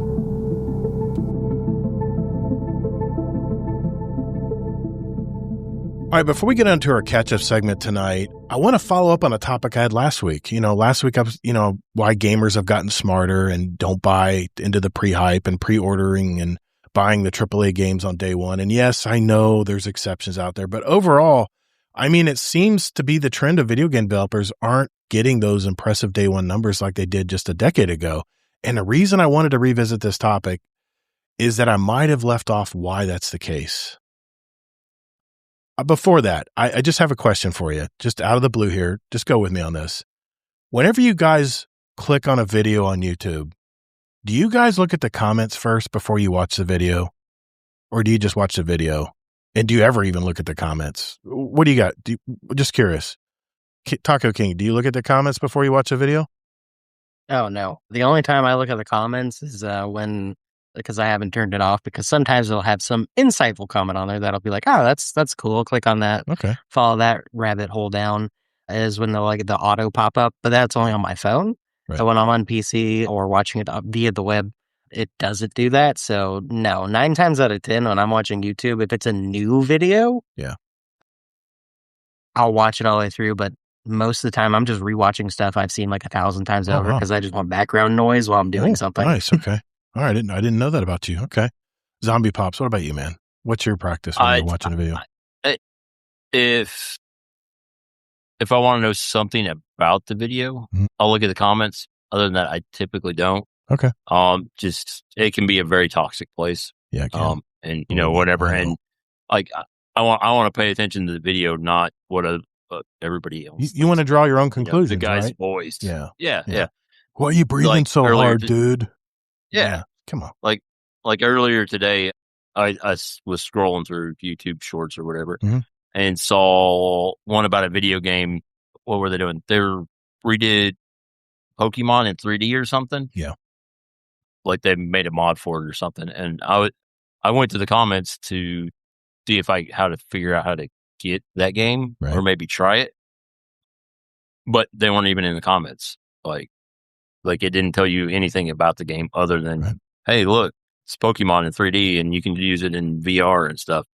I'm like, well, that doesn't help. So I got you. Usually it's a disappointment either way when you go to the comments. Yeah. The only time I watch a video again is if it's like a music video and I just I'll jam. Dave Matthews did a live Don't Drink the Water on one of the last Colbert shows. And I saved that video because that is his best performance I've ever seen. He's fantastic, man. But anyway, Kingsley, what about you, man? What's your practice usually? Yeah. When I'm on the computer, I would say I do a quarter to a third of the time, sometimes a half the time, because I have a much bigger screen and I don't usually watch the video in full screen mode. Right. And so why not? Like while I'm watching, even before I click play, I'm starting to see the top one. Sometimes it'll be the creator that wants to post like a revision. Yeah. But like Zombie said, often it's pointless. I never feel like I'm wasting my time though if I do happen to. And sometimes there's some great comedy. People are actually being funny smart. They're not being like complainy or whatever. So if it's on the computer, I'd say I do about a third of the time. It's hard to see comments. And then after Yeah, sure. Depending on the situation, really 50-50 if I'll look after. If it's a video where you're like, this is total clickbait, this is bullshit, this is a bullshit video, and you like to go see other people that pounced on him, her, for the clickbaity title or whatever, that's kind of entertaining sometimes. And people can be very humorous in comments and be smart ass at the same time. PS4 Berserker said, bit of both, but I don't usually watch a video because it's popular. You need to understand how to test something on the car, engine, search filter, whatever. Filter the nonsense, watch and fix. Exactly. The reason I asked that question is because keep that mindset. All right. Do you actually read the Steam reviews before you buy a game? Or do you just trust that trailer was kick-ass? Let's just put it on its head now. Do you look at the Steam reviews before you buy a game? I've answered this before, actually. Yep. Do you remember what I've said? I think you look at the... if I'm going to guess, go ahead. It's a whole calculation in my mind. There's various things that I decide if I'm going to pre-order a game. Okay. That's why I think it's okay to pre-order games at times. Like, it's a combination of how much I know I might like it ahead of time. And then sometimes I'll add in, like, I'm just making up numbers here, but 20% I'll maybe look at a review from a big person. And if they say it's good, then that pushes me over the edge. If they say it's bad, then maybe I'll still get the game. And then, yes, there's even some times where I'll look at the user reviews. I'll save it, but I'll do that for what I've been playing recently. Okay. I've been looking at a lot of comments, actually, on one game that I've been playing recently. Okay. Z0mbiePops. What's your practice usually when you're thinking about buying a game on Steam? Before you wish list it or whatever? Yeah, I usually don't look at the reviews. Really? Like, if I see somebody playing it, maybe, I might watch it or something. But usually, I mean, this might sound abrasive or something, but usually I don't care about other people's opinion too much. I love it. Okay. Especially I like that when attitude. it influences the way I spend money. So get off my lawn. Yeah, exactly. I mean, I'm the crotchety old I love guy. it, man. I love it. I mean, and now it's So do you take in consideration about movie reviews before you go see a movie? I'll get to that. You're getting ahead. You're getting ahead. Okay. You're getting ahead. I'm just asking you what. To your point. Hey, this is my show, man. This is my show. No, just kidding. I was just asking. I'm just getting a point of reference before I state my. I'll go back to my Windows. Your 1 hour ramp up here before you get to your point. I want to hear what Taco King has to say. Because you buy a lot of. You play a lot of topics. You play a lot. No, this is the last topic. You play a lot of games, man. So, I mean, you're looking at Steam. You're thinking about buying a game or whatever, wish listing or whatever. Do you go right to that? Do you look right at that Steam review and look at comments, or do you look at other videos reviewing it first, or what's your process usually? So my stance on reviews, comments, and stuff like that in general, and it goes for everything, because I get Zipping. You guys talked to him in chat a few shows ago. Yeah, remember him, yeah. Me and him are really good friends. We've known each other for like going on 17, 18 years now. We went to high school together. Nice. We basically grew up together towards the end of our like childhood time going into adulthood. We were roommates for several years. I just got to ask you, how old are you? Because you sound very young. Oh, I'm 33. Okay. I'm 33. That's what I guessed. Okay. Go ahead. I'm sorry. Go ahead. Yeah, I forgot my age the first time because I made you guys guess, and I was like, yeah, I'm totally that age. No, I'm not. I'm younger than that. You sound like you're in your late 20s. That's what I would have guessed, but 33 is close enough. See, what's really funny, you say that, but in person, I look like I just graduated high school, or I'm just getting ready to go to high school. You're jealous gaming. Forever. Yes, Jealous is like 25, 26. He looks like he just graduated high school. The coolest dude, though. I look like I'm either going into high school or I'm just about to get out of high school, depending on the day. It's really funny. Sorry, I didn't mean to pull you off on a tangent. I'm but sorry. You have the knowledge of 40s and 50s. You do. You're very What's really seasoned. funny, though, is at my current shop that I work at, I'm one of the oldest people that are on the payroll in the shop, but I look younger than 90% of the team. Really? Oh my God. It's really funny. But my stance on reviews and comments in general there are 3 types of people. People who are unhappy and just want to have their voices heard. Yes. people who like the sound of their voice. And then on occasion, the very rare few people who are willing to give you honest reviews, but usually get, solidified into some despot hole that you never see their comments anyway. Right. You get buried from all the other two that you just mentioned. Correct. Gotcha. So in general, I never look at reviews on anything. My interest is solely focused on what I will benefit getting out of it. Now, if it's a game I'm on the fence of, like there's a new extraction looter out there. Okay. What's it called? I can pull it up real quick. It's called... Oh, Mistfall. No. Oh. Sand, Raiders of Sophie. Sand. See? This is what I'm talking about. Sand, Raiders of Sophie. So the premise of the game looks awesome. Okay. But there's a lot of mixed reviews on it.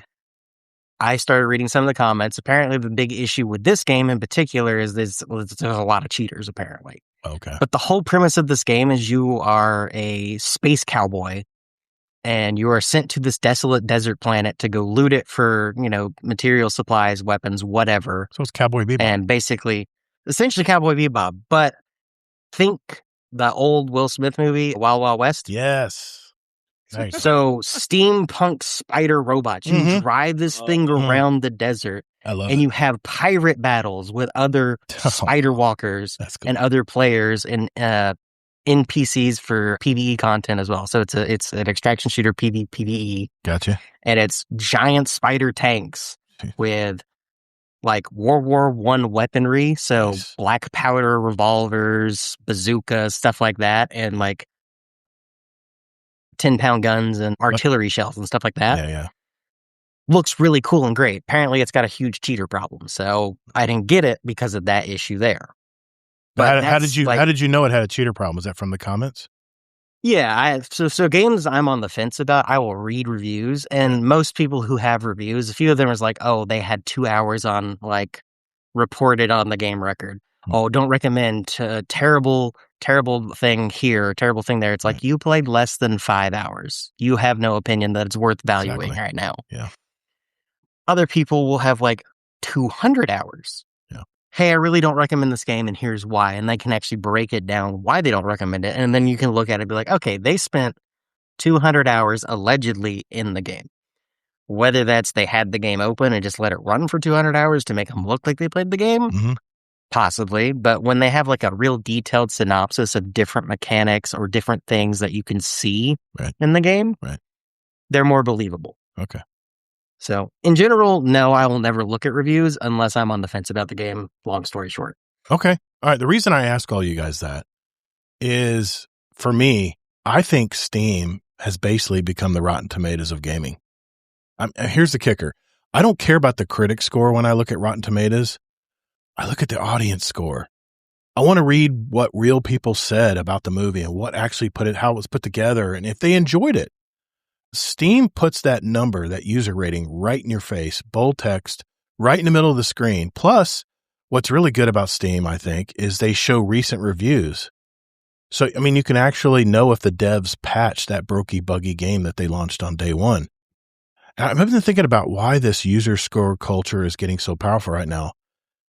I really never saw user ratings and all that back just a couple decades ago when I was gaming. I mean, the console and PC crowd, I think, is shrinking.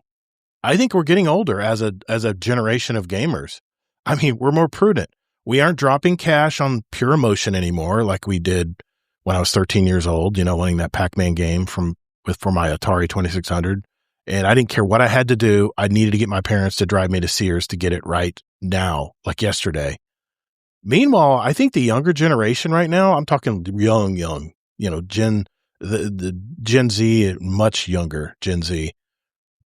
I don't think they really are in this market at all. I think they're sticking to like major platforms like, Fortnite and, whatever hardware they're using, Fortnite or all those games I'm talking about, Roblox, Minecraft, those games. So I think the standalone game market, I think it's being left to us older, way more informed player base. And we kind of demand proof before we buy a game anymore. I mean, if you've been burned a few times, and I have been burned, Battlefield has burned me so many times.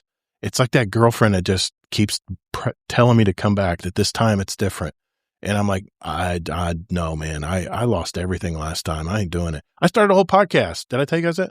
Anyway, but from what I'm hearing on the interwebs, developers are getting frustrated because they work on a game for years and years, and it can be crushed from a mixed or poor user score on Steam.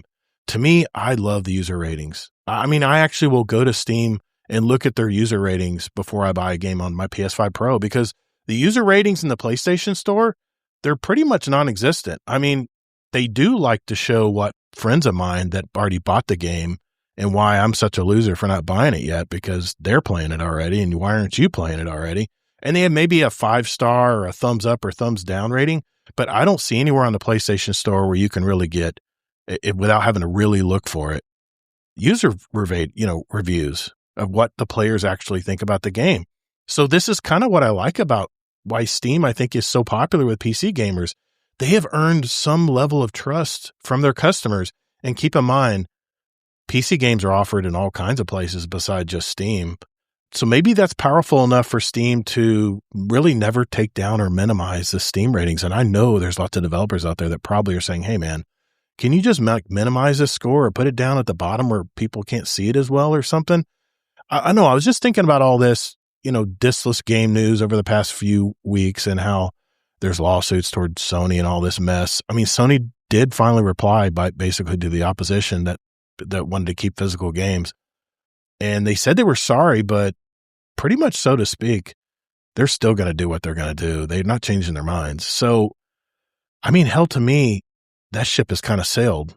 I know I'm venturing off another topic here, but we voted with our wallets a long time ago when we preferred to download games instantly versus just driving to the physical retail store and picking it up. I mean, do they even have midnight releases anymore?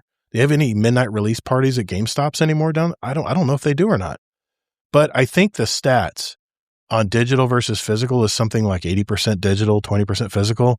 And for most of us, I think we've already made that decision. Anyway, it was something I wanted to throw out there because I was talking about how we're much smarter as gamers now and how we don't buy stuff on the hype anymore. And developers are getting frustrated with this, especially with Steam. So I just want to know what you guys' take on all this is. That's kind of my opinion. I think it's the Rotten Tomatoes of gaming. I really do. And not everybody loves Rotten Tomatoes, by the way. But yeah. You heard from us. We are all kind of a little bit different. So I don't think it has anything to do with age. I think it has to do with different people's personalities and how much you want to take it into account. Taco said it even better than me. Like, often I won't take the reviews into account unless I'm on the line. And then the percentage may go up a little bit higher. Then I'll take the reviews into account more. Yeah. But if I know I like a game, like when I was Black Flag, I pre-ordered, I had Ubisoft Plus, but whatever. Like, I couldn't care. Same difference. Anything. Same difference. What the reviews were going to be. And I think they were good, but even if they were bad, I still would have been playing the game. So it really just depends. And to me, it's not about age. It's just about my personality and what I want to personality do. Okay. Yeah. Like, and Xbox, they give you reviews on them too. Mm-hmm. Like I said, I don't pay attention to them though. I know they're there, but I don't ever pay attention to them because what's preventing somebody from review bombing a game? And you hear about all the time. And all the time, right? Yeah. Just because they don't like, what the devs did or something, they laid somebody off or, this, that, or the other. Right. It doesn't matter. So, but like, can you, on that point, why? Can't you, Taco King, you might know this better than me. Can't you click on the person who tried to review bomb it? Can you tell if they've actually played the game or not? Is that information available to the public? Steam. Yeah, how many hours they played. Exactly. It depends on the platform, but so it gives you context. Okay. Yep. I get your point, guys. But I mean, yeah. But like say, people were playing Destiny for several years. Oh man, we heard. And then they got upset when all the layoffs happened. Yeah. And everybody review bombed Destiny too. And somebody new's looking at it and they're like, well, he's got a whole bunch of hours in here, and he's saying this game's terrible, not because he got upset because they laid off a bunch of people. Right. So. We've had reviews for a long time. Reddit. Yeah. When I was a lot younger, Reddit was still around. See, I didn't ever use Reddit. And there was reviews there. Now, again, I mostly went for entertainment. Yeah, you or can be if I was on entertained. the fence about something. There's I some, like to be entertained by that there's shit. some I witty, really do. there's some witty Either people. does Reddit not or affect me. 4chan, where the edgy people from Reddit couldn't go anymore. Dude. Yeah. There's some witty people on Reddit, man. I crack up with some of these comments about. Or the even if you're sarcasm having a is real. fight. Yeah. That's like you bring up the popcorn. It's entertainment that way if they're having like a fight or whatever. Sure. But when we're on the fence on a movie, like you're on the fence with a game, Amazing Taco King, my wife will say, well, what's the user saying? What's the user score saying? And if it's a brand new film, sometimes there's not always audience scores they don't register them yet. And it's funny, some of these movies that you think, man, this is a sketchy movie, this movie's gonna suck ass, they never have their user ratings aren't out until the movie comes out. It's kind of fishy sometimes. I think they pay Rotten Tomatoes to hide the score. I don't know, whatever. I mean, that's a big, who knows for sure. But we'll look at the audience, on Rotten Tomatoes, and there's other ones out there too. There's a ton of rating platforms out there, but we use Rotten Tomatoes because it's tied into Flickster, which is the app I use to look for movies and stuff. And these people, a lot of them, you hear the fluffy bullshit that the movie critics say, like, and it didn't have this artistic, and I don't care about that. I want to know, did you have fun at the movie? Did you walk out feeling good? Were you thinking about it after the movie? That's what I base my scores on. Did I think about it when I walked out of the theater? And I will read comments from people. Some of them will write a paragraph. Some of them will just write, couldn't follow the movie.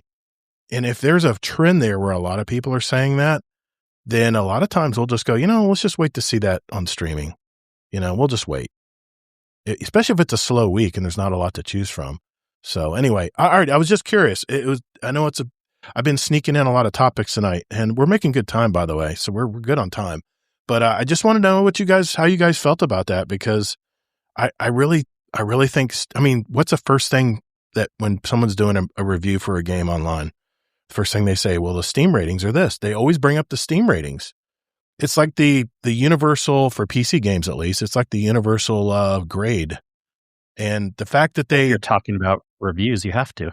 Yeah. But not everyone is making a video about reviews. And the fact that that Steam provides a lot of, transparency with these people who are making these ratings. You don't get that with other apps. You don't get that with movie apps. You don't know who this person is. Could be a bot. Who knows? But like I said, I like the fact that it shows if they actually played the game. And like Taco King said, they've only played 2 hours of the game. They don't know shit about the game. Like me with Division. I played it a couple hours. That's all I played it lately. And I do want to say there's been times in gaming and in movies, and I'm sure you've had some of these too, where actually I was ultimately more on the side of the professional reviewer. Mm-hmm. So you really got to just make a calculation each time. There could be a situation where a lot of the user reviews said they didn't like it, but then you like the game or the movie. So I just take it all as data and then just kind of try to make a calculation as best as I can. And usually I don't regret it. And like Taco King said, it's usually on a movie I'm on the fence on. I kind of want to see it. I'm kind of curious. And yes, I will draw parallels. If the critics' reviews and comments are matching those of the audience, and I know it's accurate. But sometimes it varies big time. I mean, you can have a critic give it a 15%, or all right, let's just say a 50%, which is not good. A 50% rating on a brand new movie that came out, and the audience has an 88% score. I'll say, okay, why is there a discrepancy here? Let's find out what did the critics hate about this movie, and let's see if it's mirrored or maybe not mentioned with the audience. And maybe the critics are just looking at it too critically. I don't know. Anyway, I'm the opposite. Yeah. Are you? Okay. Well, I guess everybody's different, but yeah. So I know there's been a lot of review bombing out there and stuff, and I definitely don't subscribe to that. That's for sure. But the Doctor 3314 says diskless games won't affect me personally, but the option to still exist for those who want it. Best way to tell whether or not a review is legit on Xbox is to look at their gamer score. Absolutely, gamer score says everything. How many games they played. That's for sure. All right, good topic. Thank you guys for letting me vent a little bit there. But let's get to our catch-up segment. Hey, Kingsley, I know you like to be fair and all, but cut Gatr some slack, will you? You know he loves his bounties. You're listening to Guardian Down Roundtable. All right, ladies and gentlemen, this is the part of our show where we just kind of catch up, talk about what we've been gaming, what we've been doing this week, anything eventful. And I'll start with Amazing Taco King since he's been on here. He's the latest guest co-host on the show. What's going on with you, man? What have you been doing? What's life like? How's life treating you? Everything going good? Is Elon still paying you and all that stuff? So far, I wish he'd pay better, but he's got to keep that $1 trillion package. Dude, he's a trillionaire, dude. He's a trillionaire now. I mean, come on. Pass the buck. Anyway, right? Yeah. Yeah, I mean, life's been good. Zipping and his brother, we all hang out from time to time. His brother actually just recently moved to Texas last week, so not going to be able to hang out in person as much anymore, but we're still going to try and make time for, weekly Destiny dungeon runs and the occasional Magic Online game. So, that's still fun. Gaming-wise for me, actually before I move on to gaming, before he left for Texas, we actually went and saw the Odyssey together for one last hurrah of hanging out and person. What'd you think of it? What'd you think of that movie? I could have done less without the Game of Thrones political discourse. Okay. With the mythology stuff, which apparently me and Kingsley differ on that point, but it's, each individual person has their own opinion. I would have enjoyed having more mythology aspects than the Game of Thrones, right. pick me game that they had in the B plot, so to speak. Right. I know what you're talking about. I like mythology. I just was bored with how they did it for some reason. Yeah, to be fair, they breezed through a lot. It's been a long time since I read the actual poem, and the last time I think I read it was a summary text in an English textbook in high school. I don't even remember the Island of Giants, so when they showed that whole scene, and I was just what is this? I don't remember any of it. And the way they interpreted it for Nolan's vision, I was just that was a really bad way to interpret that, but okay. I've never seen a film get so many mixed reviews. Everybody has so many differing opinions on it. Yeah, I mean, my review for the movie in general would be good movie. Could have been shorter. It was way too long for what you got, and then less real world political mirroring, more mythology show.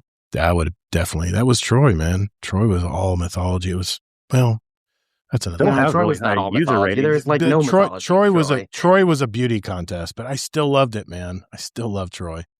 Troy was a war movie disguised as Troy. Yeah, that's true. That's true. There was no mythology. It was all about. I used to take that to middle school on a portable DVD player and watch it on the back of the bus. Dude, I got a copy of it. Caught. Every now and then I'd pop it in the DVD player and I still watch it. Yeah, it was all about what Achilles, Brad Pitt running with all that hair and getting shot in his Achilles heel. There's your mythology right there. Give me a break. Yeah, I still love that kind of. I love that scenery. I love that kind of movie. I don't know what it is. It just gets me. That was also a good time for Yeah, it was ancient history movies Eric too. Because Bana. Within 3 years of that movie, you had The Last Samurai with Tom Cruise, which a lot of people were like, "Oh, it's too whitewashed," but I'm like, it was a good movie. It put Eric Bana on the map. I think that was Eric Bana's big. For Troy, yeah. No, I think he was in a couple other things before that, and Troy was the tip of the iceberg. He was the hot star. Higher career. I got you. He was hot right then. That's right. And then Orlando Bloom was in it because Lord of the Rings is cool. Yeah, exactly. But at that time period, you had Last Samurai, and then you had Colin Farrell and the Alexander the Great movie, and then you had Orlando Bloom again in The Kingdom of Heaven. That was a great movie too. Those were all released within a couple years of each other. Wow, and they were all ancient history stories based on knowledge. Impressive. Real events esque. Yeah, Scarlet Maddie said, I would have rather seen Nolan recreate the story of Cersei. I want to see gods and titans duke it out. Yeah, that was a good part though, where she was shaping his soldiers into pigs. It was kind of cool how they did that. I like that part of it, but yeah, all right. I get it, man. Go ahead. I'm sorry. No, you're good. As far as gaming for me lately, I got really big into Path of Exile again. I was waiting for the mid-season update before attempting to try it again, because the problem with me for Path of Exile, technically this is Path of Exile 2, the problem with me for Path of Exile is unlike Diablo and other ARPGs of that genre, they make you play the campaign, every single league. And the story can be slogged at times. That's not bad. That's not good. But I finally, got through the whole campaign this time. I finally made it to what's called the interlude, which is their temporary story gap between the final campaign chapters and the end game. Okay.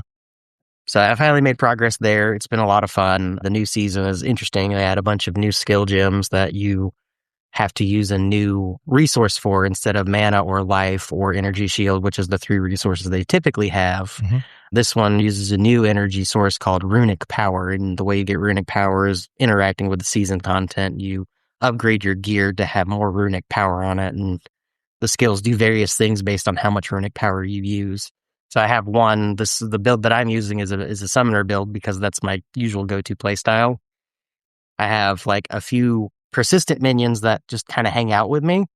And then when I'm in a tight spot or I'm doing a boss fight and I want to do like heavy burst DPS, I use my runic skill, which summons like 15 mages out of thin air and they just start blasting things with icicles. It's hilarious. That's cool.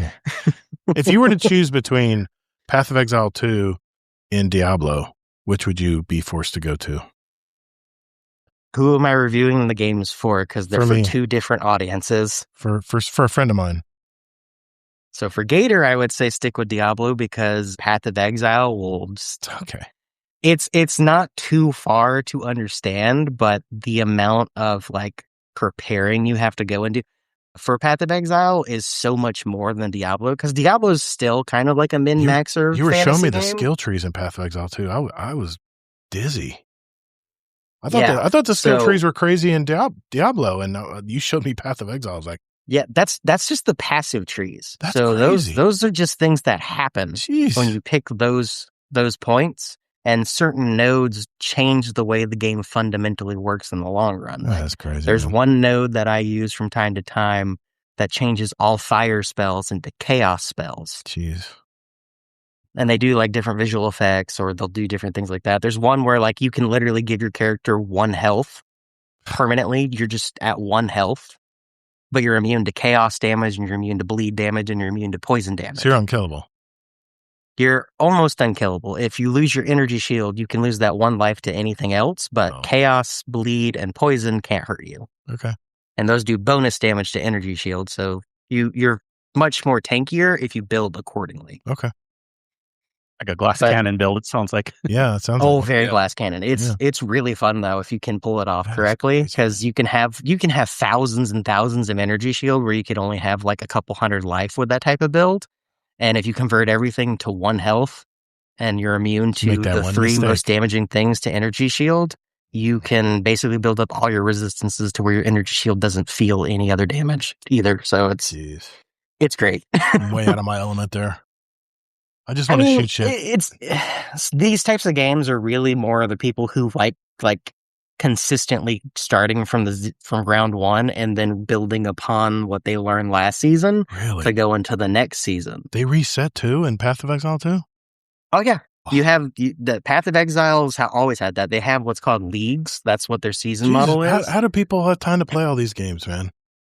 So for these types of games, these are the games that these are people's destiny. These are black hole games. The only game they play. These are black holes. I got you. Essentially. Gotcha. Or, for people like me and Kingsley and, most of us, dabble. Casual enjoyers, okay. I would say. I don't know. Kingsley might be more of a hardcore player of Diablo than I am because he's gotten to higher tiers than I have. I don't know. I still, compared to a lot of people I know, I'm like, but moderately casual. I'm not he hardcore. Reads builds and he's not an actual player. He's just a copy homework person. Yep. Mm-hmm. I want to jump into this world, but I'm terrified of the time it's going to steal. You don't look at it that way. Here's a great way to look at it. Oh my God. Have a goal in mind for what you want to do in Diablo. Mm-hmm. So right now, your first goal should be to finish the campaign. Yeah. And so far, it's been pretty good. So far, it's been a lot of fun. Play a couple hours a week if you don't feel like you want to put a lot of time in there. Just play a couple hours a week. You'll make steady progress. And then when you finish the campaign, you can decide, did I enjoy the campaign enough to keep playing? Mm-hmm. Or was this enough for me to call it quits? Because, the campaign's 90% of the game on the front half. Yeah. The other back half of the game, that other 10%, which is in-game, is the seasonal content, which is where, people who enjoy this type of game, that's their 90%. Campaign's 10%, 90% is the back half for them. So it depends on what your goal is. See, for any new game, that should be your goal, is get in. Yeah. And just, get the gears rolling. If it's something you like, keep, picking at it. If you find a point to where you don't like it anymore, just put it down. See, Destiny, all these 12 years I've played it has ruined me on new games. It really has, man. Well, that's just you, sir. I know. I'm not talking about you guys. I said me. Yeah. Destiny has ruined me. I have been so down the rabbit hole with Destiny. And I mean, I played it every day, sometimes 5 hours a day. I mean, whatever time I could put it. I mean, they were really good at keeping me in their world. And now that it's stopped, I'm like, now I feel like I'm so naive when it comes to gaming now. It just pisses me off, man, because there's so many games I missed. And now I'm going back, like, I want to play Ghost of Tsushima. I want to play that game. That looks fun as hell. I want to play that game. I'm looking at all these games. I watch these videos on games you should definitely not keep in your backlog. Should definitely play them now. And I'm looking at this game like, this looks like a lot of fun, man. But I just don't know where to start. I really don't, man. I guess Elder Scrolls Oblivion Remaster. Start there.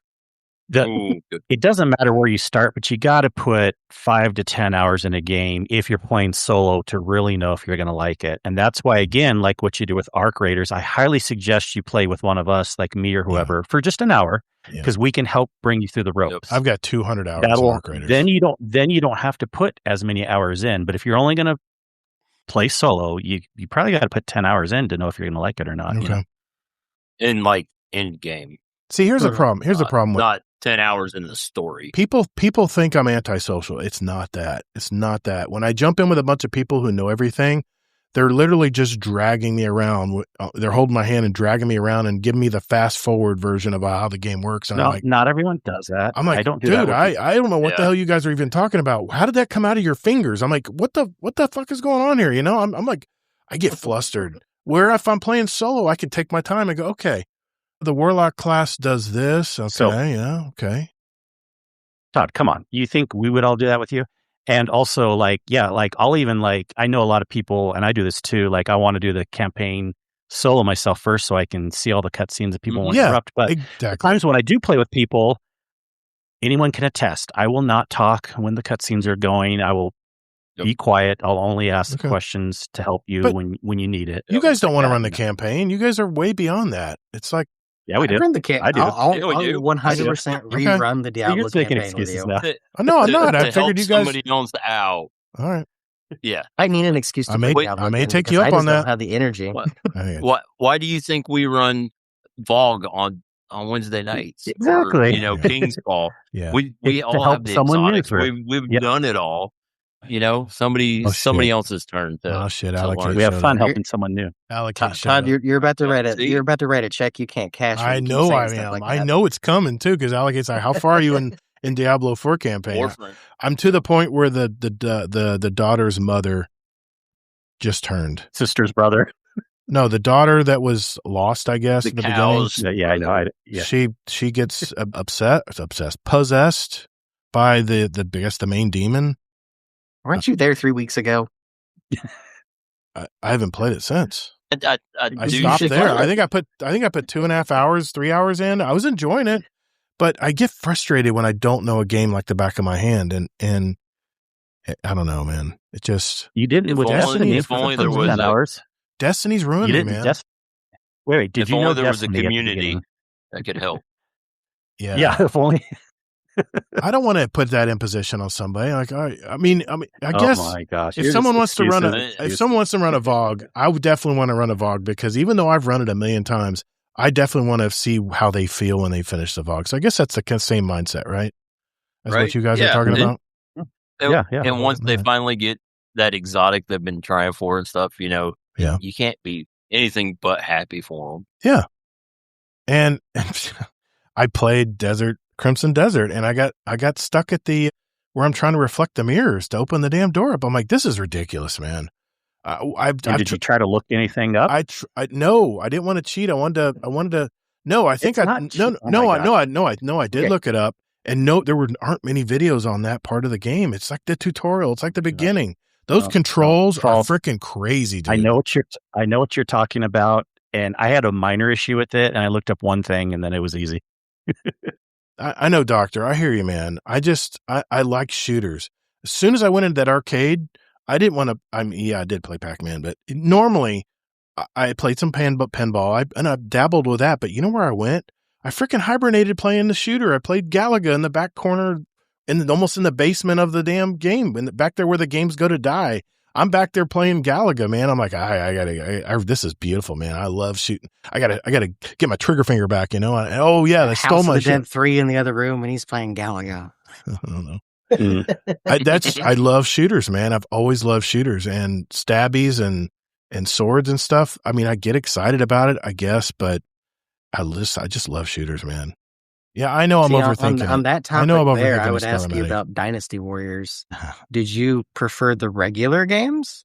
No, the Extreme Legends or the regular Empires? The regular games. And I love the stories. I love them putting the stories together. Lu Bu's coming across and we're trying to cut them off and all that stuff.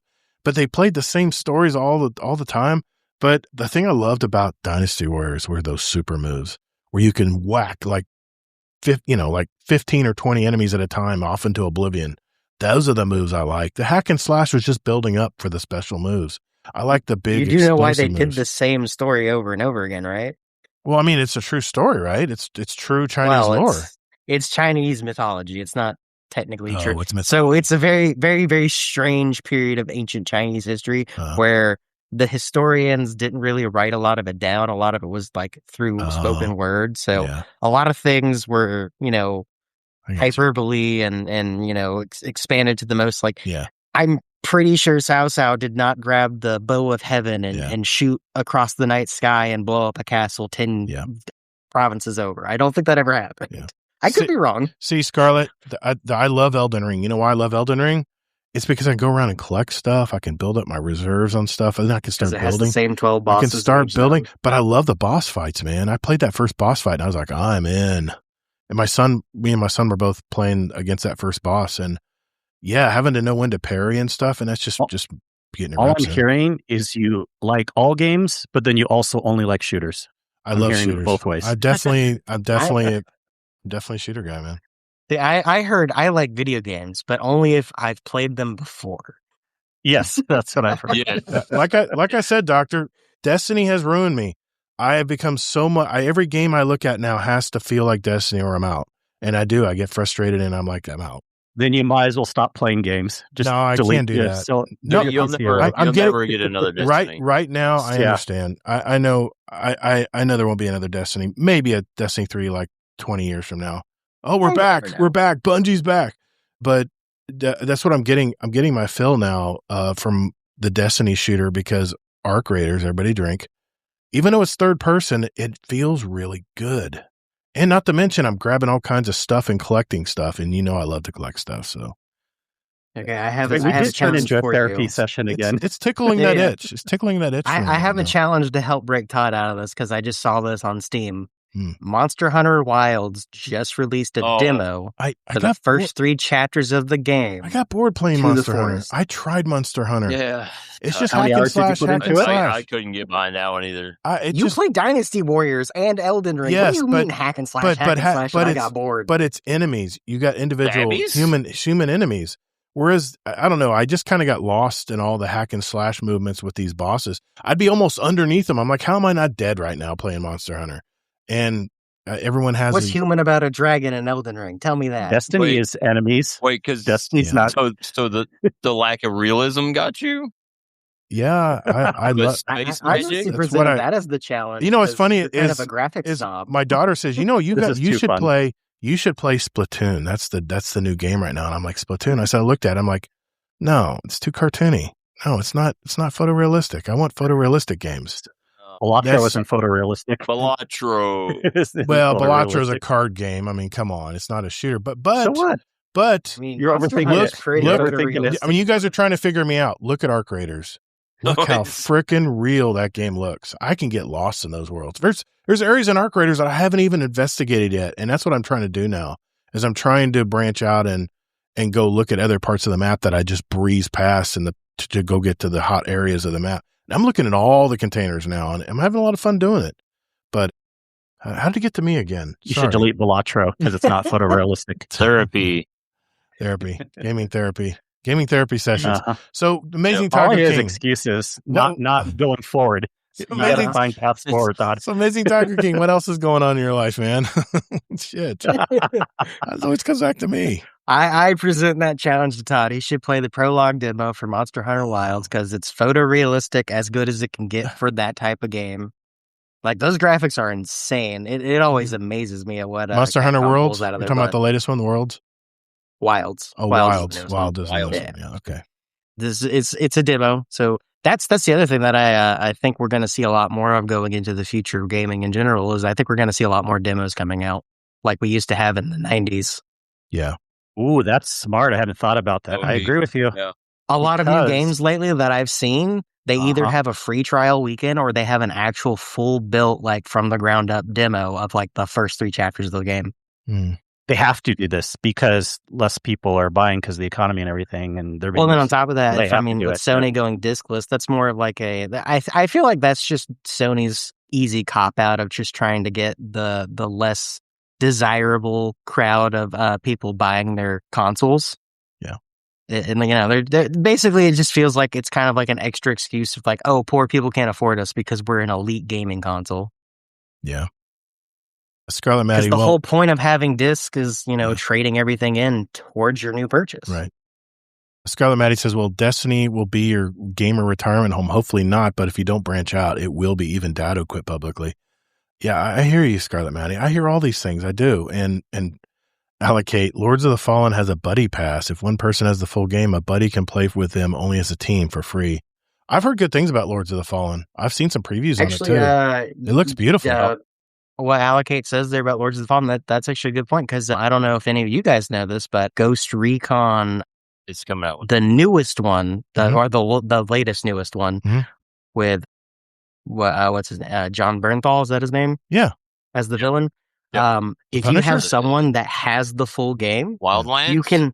Yeah, is that it? Is it Wildlands? I have it. Hold on, I can. Really? I have it too. I don't remember. Yeah, Wildlands I think was the one before that. I heard that game's a cult. I think so. I heard that game's a cult. Hey, but let's be honest. It's fun though. Todd, he buys games and he never plays. Breakpoint, yeah. Yeah. If you know someone who has the full game, you can get the demo of Breakpoint up with anyone you invite to your game who has the demo can play the full game without having to get anything but the demo. Yeah. But you have to play together. Yeah, you have to play together. But you can invite up to 3 friends because you have a squad of 4. You can invite up to 3 friends. Deadpool said it's Wildlands. Cost to them. Yeah. To play. Did Wildlands do it too? He said it's Wildlands. Maybe. Huh. Wildlands was the one before it in the desert. Breakpoint is the most recent one that I played, and this is the one that I tested it on. Breakpoint's the one with the robots. Yeah, Breakpoint's the one that I tested it on with my friends. None of them own the game. I own the game. Okay. And all of us were able to play it like from start to wherever we ended up going, which is like, I think 50% through the campaign. They didn't have to spend a dime. They just got to keep playing. I mean, the issue isn't money for Todd. It's just he needs to find a game he's actually. No, I know that. I was just because of what he said with Alex. I mean, let's get real. Let's get real. October is going to be the big giant update for Arc Raiders. I'll be gone. I'll be in that. And then what's coming in November? GTA 6. You know I'm going to jump into that because it's Florida, man. Literally, it is Florida, man. If it sucks, and then if it sucks, hey, then I lost what, $70? Whatever. To be fair, Grand Theft Auto's already set the bar so low that it can't suck. I know, but I'm just making the point. You're saying whatever now. How come you didn't say whatever for Call of or Battlefield? Battlefield. I mean, Battlefield 6. I will be on Todd's side for Battlefield. DICE knows how to do trailers, and they know how to run hype. DICE is good at that. Believe me, I love those island maps. The land, sea, and air battles were intense, man. I have so many good memories of that trailer where they actually took the stunt where that dude jumps out of the jet, shoots a bazooka, blows up the other jet, jumps back in. Yep. If you've played Battlefield for years, that was like one of the most goosebump inspiring moments of the trailer. I saw that back in Battlefield 4, I think. I saw that. 3 is, I think, when the guy 3 is when it did it? time. That might have been, Yeah. I'm telling you, it's crazy. But Allocate, I didn't know you played Lords of the Fallen. Yeah. Okay. Right. Yeah, it's named after the move's named. Yeah, the Redazook. Redazook. I have less time to game now than ever. I'm even wanting to start another podcast, and I'm trying to figure out how to get it into my workflow. It's just so hard to do, man. Because I love gaming, man. I love my gaming time, and it's usually late at night. Podcasts come with an update to 50 years experience. Yeah, it's called Lessons in the Rearview. I've already done the artwork and everything for it. It's all set up. I want to do it, but I'm trying to figure out how I've got to work it into my workflow. Otherwise, it'll just get forgotten. I'll put an episode out, and then a month later, another episode will come out. I want to be consistent with that stuff, and I want to do it right. So the psychology lesson here is don't want to do as much stuff. Just be okay with doing less stuff. Want to do less? I want to do too much stuff, man. That's the problem. I want to learn it. That's what I meant. I'm at that age where I'm a sponge. I want to learn everything. I want to play all these games, but if I had the superpower where I can just flick, if I could pull a Thanos and stop time and go back and play all these games and then unsnap and then come back into today, hell, man, I would definitely do it. But who has time for all these games, man? All these games have at least 30, 40, 200, 500 hours required to really get into them. And I just don't know if I have the time to do all that, man. 10 hours. Funny or Die had a sketch about this called Ice Cream Shop Therapy. I had an episode exactly like this. Who's this? A lady that started Funny or Die. Oh, Funny or Die. On YouTube? Yeah. They had a sketch series called Ice Cream Shop Therapy. I think it was like 8 episodes long. Come on, Kate. There's an episode literally about a lady who's like talking about all of her new hobbies. And they break down the psychology of this lady. And they're like, oh, so you start a lot of things, but never finish. No, Be yourself. No, Kate, I don't want to do a Thanos snap. I don't want to eliminate half the population. No, I just want to stop time. That's all I want to do. I want to stop time. And then I can move in real time. We need a better analogy then. Yeah, not a Thanos snap. Everyone says, what'll be my superpower? My superpower is I want to be able to stop time and manipulate time. Snap. Not a Thanos snap. No, I definitely don't want to do a Thanos snap. I don't have the glove anyway. So no. I think your superpower should be to not care about trying to do as many things. That's my superpower choice wouldn't be like an actual superpower. It'd be a level 0 cantrip from Dungeons & Dragons called Prestidigitation. It's the most powerful spell of all time. Oh my God. See, you guys. I guess. I'm lost. I'm done. Well, all right. Thanks, Amazing Taco King. Anything else you wanted to mention, man? Sorry, we went off on a way different tangent. We went on the Todd therapy couch. We did, man. Scared. Jesus Christ. I almost fell off twice. Oh my God. No, I mean, that's mostly what I've done is Path of Exile for the most part. And then I started playing the new Sword Art online game, Echoes of Aincrad, which has got a lot of mixed reviews right now. But it's one of those games where I was like, I know I'm going to enjoy it because I like the anime. Yeah. And I like the setting of the anime itself. So I was like, yep, this is a game for me. I don't care if I waste money on it. I wish I had that open mind to jump in. All right, I'm sorry. Go ahead. We're not going back. No, that was it. I mean, just it being a Sword Art online game. I've played a few of them in the past. They're not the greatest games, to be perfectly honest with you. They're very mid-tier, but it goes back to what I said earlier in the show. You know, I have those 3 pivot points of what I focus on in gaming, and it's, setting, gameplay, and general appeal. If one of those is a 10 and the other 2 are kind of mediocre, I'm still going to play the game. If they're all, mediocre, I'm going to play the game. If they all suck, then I'll probably not play the game, and I'll eventually go back and finish it just for, saying I bought it, I beat it, I'm done with it. Gotcha. Okay. Todd, what's going on in your life, man? Other than your company doubling in size, holy crap, man. Yeah, I know. Booming business, man.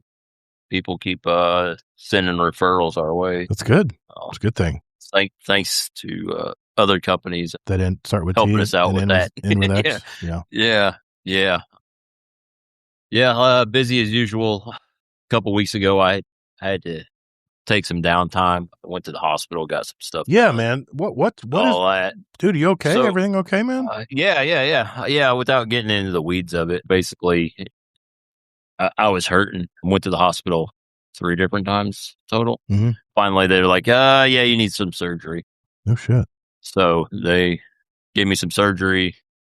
I was on bed rest all last week. Okay. Now I'm kind of on limited duty according to work and stuff, not lifting heavy things. Don't want to tear stitches. I got you. Yeah. Don't want to break anything open or nothing. Yeah, I hear you, man. I missed a couple raids. Feel kind of bad about that. No, that's all right. Yeah, it is what it is. Other than that, though, I didn't even get to be I couldn't even catch up on some movies or nothing. Well, you were laid up. But yeah, I did watch. Was it World War II with Tom Hanks? Hey, I watched a couple of those while I was sitting there. What's that on? Is that on Netflix or? Oh no, it was on the TV in the hospital, man. No shit. Yeah. Thought he had but it's pretty cool. Worth checking out if I can find it streaming. I'm definitely gonna watch the whole series. I'm sure people will find it. Yeah, definitely worth checking out. It might be on HBO because he had that contract with Band of Brothers. Yeah, he's done stuff for Apple too, though, so it's hard to say. We'll find it. Just Google it or use your Gemini or whatever. It'll tell you. Yeah. Let's see. Last time, before we had all the Discord issues, I did replace my CPU. I upgraded it in my computer, which was cool because I built it, but I've never taken it apart since I put it together. Mm-hmm. So it was kind of like, this might work, might not, a little nerve wracking, but it's cool because it's a little bit better. So I get a little bit more FPSs out of it. Nice. You multitask a little bit better. I mean, Kingsley just did a download and his got better. That's crazy, man. Well, that was his GPU. Yeah. That was his graphics driver, if I remember correctly. I got you. Yeah. CPU is different than GPU. Yeah. That is very true. Very true. Yeah. One PU to another. Yep. Yeah. And then I've been bouncing around between games. Fire up Destiny about twice a week. Yeah. I got the Spider-Man Miles Morales. I just started dabbling in that. Division 2, obviously, still a great game. They're still doing stuff with it. Jump in there. Assassin's Creed Black Flag. I think last time we had talked about it briefly. Oh. It's still a great game. My ADD kicks in and I start wandering all over the place in that game. Yep. It can be rough. I think I got 40% of the storyline done, but I've almost maxed my boat out. Side missions are a bitch, man. So yeah, they can be. They're the bane. Let's see. Elite Dangerous. I'm still jumping in and out of that one a couple times a week. Mm-hmm. It's a cool flight sim, like a spaceship flight sim. Ever expanding universe kind of thing. 1-to-1 scale, I think, is what they say with our universe. But it's fun if you like that kind of thing. What else? I think that's about it. Okay. Honestly. All right. Yeah. Kingsley Mac? What's been going on with before I forget, I still think you need to check out Big Brother because you like Rick Devens and he's doing amazing in Big Brother right now. So definitely consider that. Yeah. Oh, okay. Yeah. I never got into I mentioned that it show. a couple weeks ago. Yeah, you did. I know. Yeah. Rick Devens, since you like him so much from Survivor, you might like Big Brother because he's in it. And Okay. Yeah, it's a different type of challenge reality competition show. I'm sure I can just look it right up. Yeah. Nice. Well, it's on Paramount, just like it's the same network. Yeah. Gotcha. Yeah, the main thing I wanted to talk about that I'm doing is I did start a new game for myself. I've talked about it a little bit here and there. Oh, I know what you're And I kind of can't believe I'm checking this out. I can't either. Well, it actually is kind of fun. I'll get to that. But it was mostly for just, I wanted to just check it out for the lulz, for whatever. But physics. You're giving it away. I wasn't. Sorry. I'm lost. No, you'll get it in a minute. Okay. What game? Yeah, but the game is The First Descendant. Okay, yeah. Yeah. Think of Warframe and Destiny having a baby, but it's way more on the Warframe side. The thing that's really interesting about this game is a couple more people have been talking about it recently. So that's really the only reason why I decided to hop into it. Because people have been talking about well, what's another looter shooter type game that we should go to? And of course, all the normal ones like Warframe, Division, things like that, yada, yada. But some people were saying, well, First Ascendant's going to have a really good update come out August 20th, the year 3, season 4 thing or whatever, Anyways, I decided to check it out. Yes, Doctor says it's like a diet Warframe. But here's the thing. It's much more updated graphics, much more easy to get into than even Warframe. And I'm not saying Warframe is hard to get into, but like I got feeling comfortable in First Ascendant quicker than I did in Warframe. Oh, okay. The gunplay feels closer to Destiny than Warframe does. But the main bones of the game is very Warframe-ish as far as like getting mods for your weapons. So many things are similar. The Descendants are basically the frames, everything like that. It has very mixed reviews. It has about a 6.5 user score. So this goes back to the discussion we were giving about user reviews. Yep. Because of that, I was very interested in reading user reviews, both before and after starting the game, because you really can see both sides of it. And it's kind of ironic because a lot of people will say the game's too hard, and a lot of other people will say the game's too easy. Mm-hmm. So where do you go with that then, right? Then you just kind of have to throw it out, right? You're like, well, what type of a player are they? Do I match with their, you know what I mean? I would have to say now, I think it's more on the easier side. I haven't gotten to anything end game yet, and I think that'll probably be the biggest complaint that I would agree with, is there's maybe not really great or much end game. But I'm kind of really enjoying it so far. It's kind of just fun going through the new player experience too. The guiding you felt even easier than Warframe and other games, and it was really kind of nice to tell you what to do so you feel comfortable doing certain things. Nice. And really fun moving around. The abilities are fun. There's less zipping around than Warframe 2, which I do like the zipping around in Warframe, but again, it feels closer to Destiny, Todd, than Warframe even does. And yeah.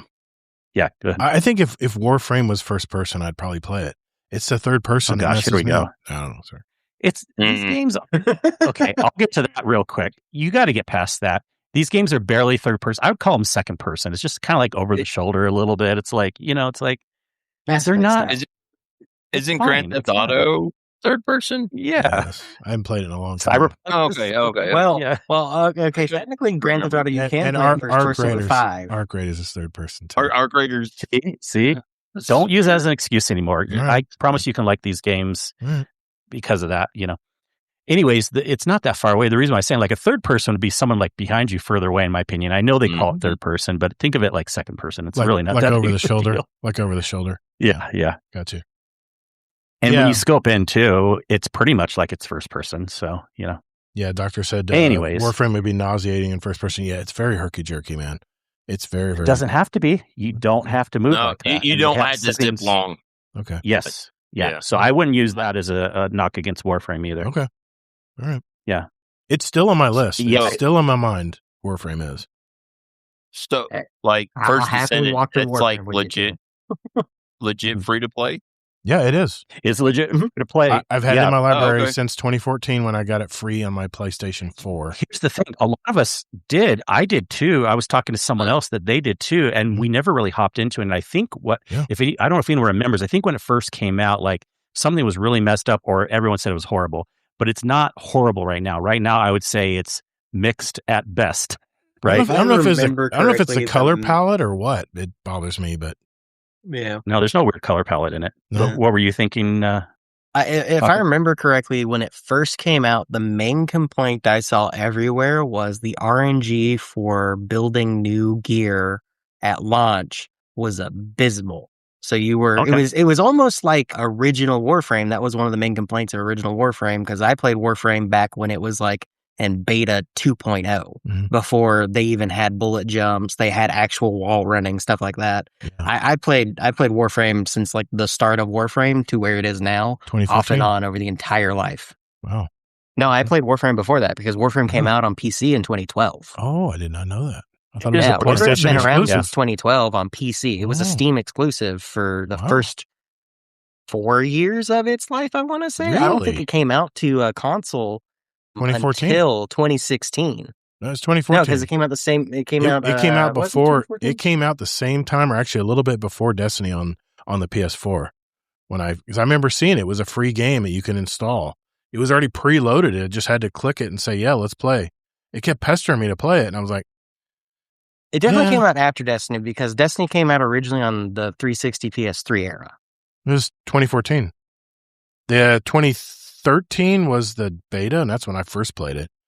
2013. Okay. I didn't really jump on console at first because I still had it on PC. Yeah, and I remember Destiny 1 was console only, so yeah. Yeah. And then I didn't have a PC for many years there, so I did start playing Warframe again from like a brand new account setting on Xbox, and I refused to go back to PC before they incorporated the cross-save feature. Right. Which that's only been around for like 3 years now, maybe 2 years. It hasn't been around very long. But I had built so much on my Xbox since I hadn't played on a PC in a long time that going back to PC would have been like basically starting back over again. Yeah. Because I played Warframe before it had a Steam version.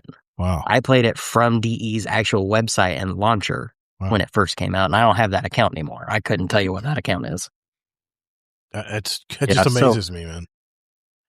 So yeah, First Descendant, it's like Warframe Diet with Destiny added on to it. Right. I'm having a lot of fun so far, but I'm not even assuming at all that I will continue to have fun in the long run with this. I'm kind of doing it as a test case scenario just to kind of see what it's like, but I'm kind of surprised how much I do like it so far. Just the bones feel really, really good of the game. I don't know what to explain about that. It is totally free to play. And it kind of has like the same thing. It's like the style also like Warframe where you don't feel gimmicky free to play. It actually, I mean, yes, it has a billion gimmicky things you can buy, and I'll get to that in a second. But the things you need to do with like getting crafting components and stuff seem pretty doable. It's not like a very malicious free to play game. Now, yes, it does have things that people won't like. This doesn't bug me as much, but yeah, it's a little on the gooner side. It's a little on the crazy side. You don't have to play that way, but if you're in the social spaces, you will see some of that. So I don't know what the answer is there. If people don't want to see that type of stuff, it doesn't really scandalous. You can see ankle. I think it was more of no, the jiggle. It gets some. I think it was more of the jiggle. No, it's not that. No? Some outfits are pretty skimpy. Really? Oh yeah. Oh yes. Jeez. It really is pretty skimpy with some outfits. Yeah. When you first described it as Warframe and Destiny had a kid, I was like, I feel like it's more like Warframe and Marvel Rivals Skin Team had a kid. Yeah. Did you see the changes I made to that? Yeah, it was crazy. So I mean, but I think you can go in a private social space. I'm pretty sure because I see all the options for like this and that, and doing the missions is a very similar to Warframe too. I don't know. I even like how they do the social space better than Warframe. And the apartment, your private area is pretty darn cool and everything, but they don't have clans yet or anything like that. Again, I'm not trying to say that this is going to be any type of a good game, but if someone's looking for something to check out and they want something that's similar to Warframe or Destiny-ish, kind of, it's there. And so far I'm having fun. So it is what it is. Excellent, man. Free to play or freemium games, as we call them in some of my circles I hang out with. They're always good to have around, honestly, because I mean, it's like a demo, but it's an actual game. It just has certain limitations that a real game wouldn't have. Yeah. If it's free, it's for me. There you go. And then, yes, there's a lot of the actual characters, like the base models and stuff, are pretty okay. But then, of course, all the 60. ornaments that you can buy or those certain ones you can earn can be a little scandalous for sure. But I need that bunny outfit. God, that bunny outfit. I don't care about the bunny one. The fast movement is cool, but it's all hanging out. Yeah. No, the bunny one's not. You have no idea. No. Yeah, no, that one's bunny not one's even jiggle remotely physics is not hanging out. Okay. There's other ones that are hanging out. Yeah. I think the first Descendant that they added after it launched, their first DLC character, our seasonal character, was the Arctic sniper lady. I think the first skin they released for her, which was one of those things like, this doesn't make any sense for what she's about, was a bikini because it was the summer season. Yeah, it couldn't be any worse than the board shorts that everybody's wearing now in raids. Holy crap. Don't be hating on my exo legs. Hey, man, I got 2 more levels in the season pass to unlock it myself, and I'll be rocking it too. So, so you're just jealous. That's why you've been complaining. Yeah, I'm envious. I'm envious. It's definitely cool. You're still that low in the season pass? Come on, man. I want to be with the fun crowd. I barely play, and I'm a Too higher much level arc on the season raiders. pass. I'm like level 50. I know we had this I'm 2 discussion. away. We don't understand how Todd isn't there yet. I'm telling you, man. There's no bounties to save anymore. Another game has got my attention right now. Anytime I have time to play, it's word bounties. Same with us. And that's but I all guess you do really have less time to play than us because you do so many other things. Yeah. Yeah, but I treasure my Saturday 10 nights, podcasts. Man. Saturday night is my time to do my destiny. 10 podcasts. Yeah. 10 podcasts, bowling, date nights.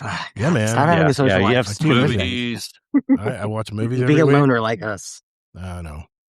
I'm a loser. See, we're true gamers. You do other things too. I know. I'm not a true gamer. I've been told by that in the comments that I'm not a true gamer. Look at this jock. Try to be one of us. I'm just an old timer. Get off my lawn. He's a poser.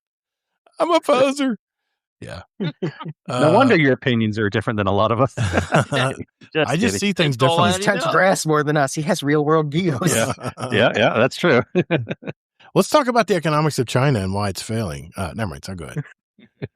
Go ahead. Boring. Sorry. That's about it for me. Okay. But I'll give another small follow-up review, I'm sure, at some point with the game. Yeah. I'm curious, man. Yeah. I saw you playing that and I first ascended. I said, I didn't even know that game was still going. I'm like, It's not bad. It's good enough. Even if you got like 3 hours of enjoyment from it, I'm like, why not? It's free. I added it to my library. I watched Astrocross. I want to try it, and it looked fun. But then you had to wait for stuff to process to craft things, and that's where the. Warframe does that too. Warframe, I think it was a day. That long. It was like a day. Yeah, a day. Oh my gosh. No, new Warframe were 3 days. Oh, that's after a day of making the components. That's true. To build the Warframe. That's because it's free to play. And they want you to just go buy it. They just want you to go buy it instead. You have to wait a day or a week for a lot of things in Destiny too. Yeah, that's true. Got to wait for resets. And that brings me to my point. What I've been doing this week, it is definitely Arc Raiders, and they have a new project out that is a 2-parter this time. The part 2 comes out in 2 weeks. So you have 2 weeks to complete the first part. And this is there's some phantom targets on the worlds that the Shawnee, the lady who does the security for Toledo underneath. And the story's really cool about this. So reminds me of Matrix, and how the Matrix, we lived underground and stuff in the movie. And there's a 2-part. We're trying to build better communication towers and stuff for Shawnee to be able to detect these things. So we're building that right now. And of course, every time you put a phase of it together, there's rewards at the bottom. It tells you exactly what you're going to get. All right. That's all the Arc Raiders I'm going to talk about. But that's what I've been doing there. And man, I don't know. I always used to laugh at people who watch YouTube on their TV, on their big screens. But man, I got to tell you, it's summertime right now still. There's not a lot of shows, on the networks other than America's Got Talent, which is that's my junk food that I watch every week. And MasterChef is something my wife and I always watch together every summer. But there's really nothing to watch on TV right now. Even 60 Minutes are all repeats. All right, fair enough. But I know there's a new the one I watch all from all the different worlds. Trader. There's a new American Traders coming out in the fall, and I can't wait. It's real. It's not pop stars. It's not popular people. It's all normal Americans. I love that part of when they bring regular people in, because you get people who don't tell you exactly what they are. And then you find out that they produced all these movies or they wrote all these best-selling books and stuff. And you're like, holy shit, it's amazing. It is a nice social experience. Why I like watching it. My wife and I did see one movie at the theater using my AMC Stubbs A-List membership, where I can see 4 movies every week for free on any screen or format. This week, I saw the latest Spider-Man, Brand New Day. The movie runs about 2.5 hours. If you're including your previews, it's about 3 hours. But as you probably know, my wife is not the biggest fan of superhero movies anymore. But she agreed to go see it with me because there's really nothing else on. And this is the follow-up to the last Spider-Man. It picks up right where the other one left off. And Spider-Man, had to do something to his best friends. I'm not going to spoil anything. And in this movie, it's all about his struggle to get his friends back. That's all I'm going to talk about on it. But I thought the movie was entertaining. I mean, it's a superhero movie. It is what it is. I'm kind of used to what to get. Stories are pretty simplistic. The plots are simplistic. Everything's just kind of all candy in your face. It's all about the graphics and everything and the special effects. The Rotten Tomatoes audience loves it. 98% from audience, 90% from critics. So everybody's liking it. I'm probably not the best person to ask about superhero movies because I'm kind of burnt out on the genre, but I was entertained. Not a bad movie. I give it 3.5 stars. It was a good movie. It was a good movie for what it is. As far as Destiny goes, we ran another part of the Pantheon run this last Saturday, and we're learning the Garden of Salvation portion and the mechanics, and we almost got it.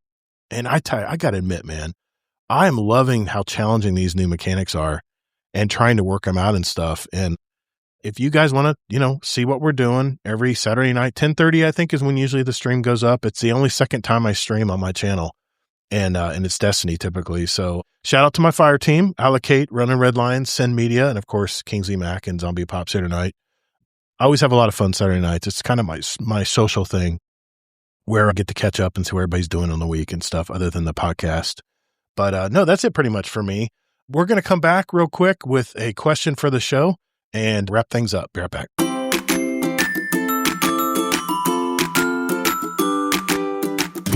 Hey, Gatr.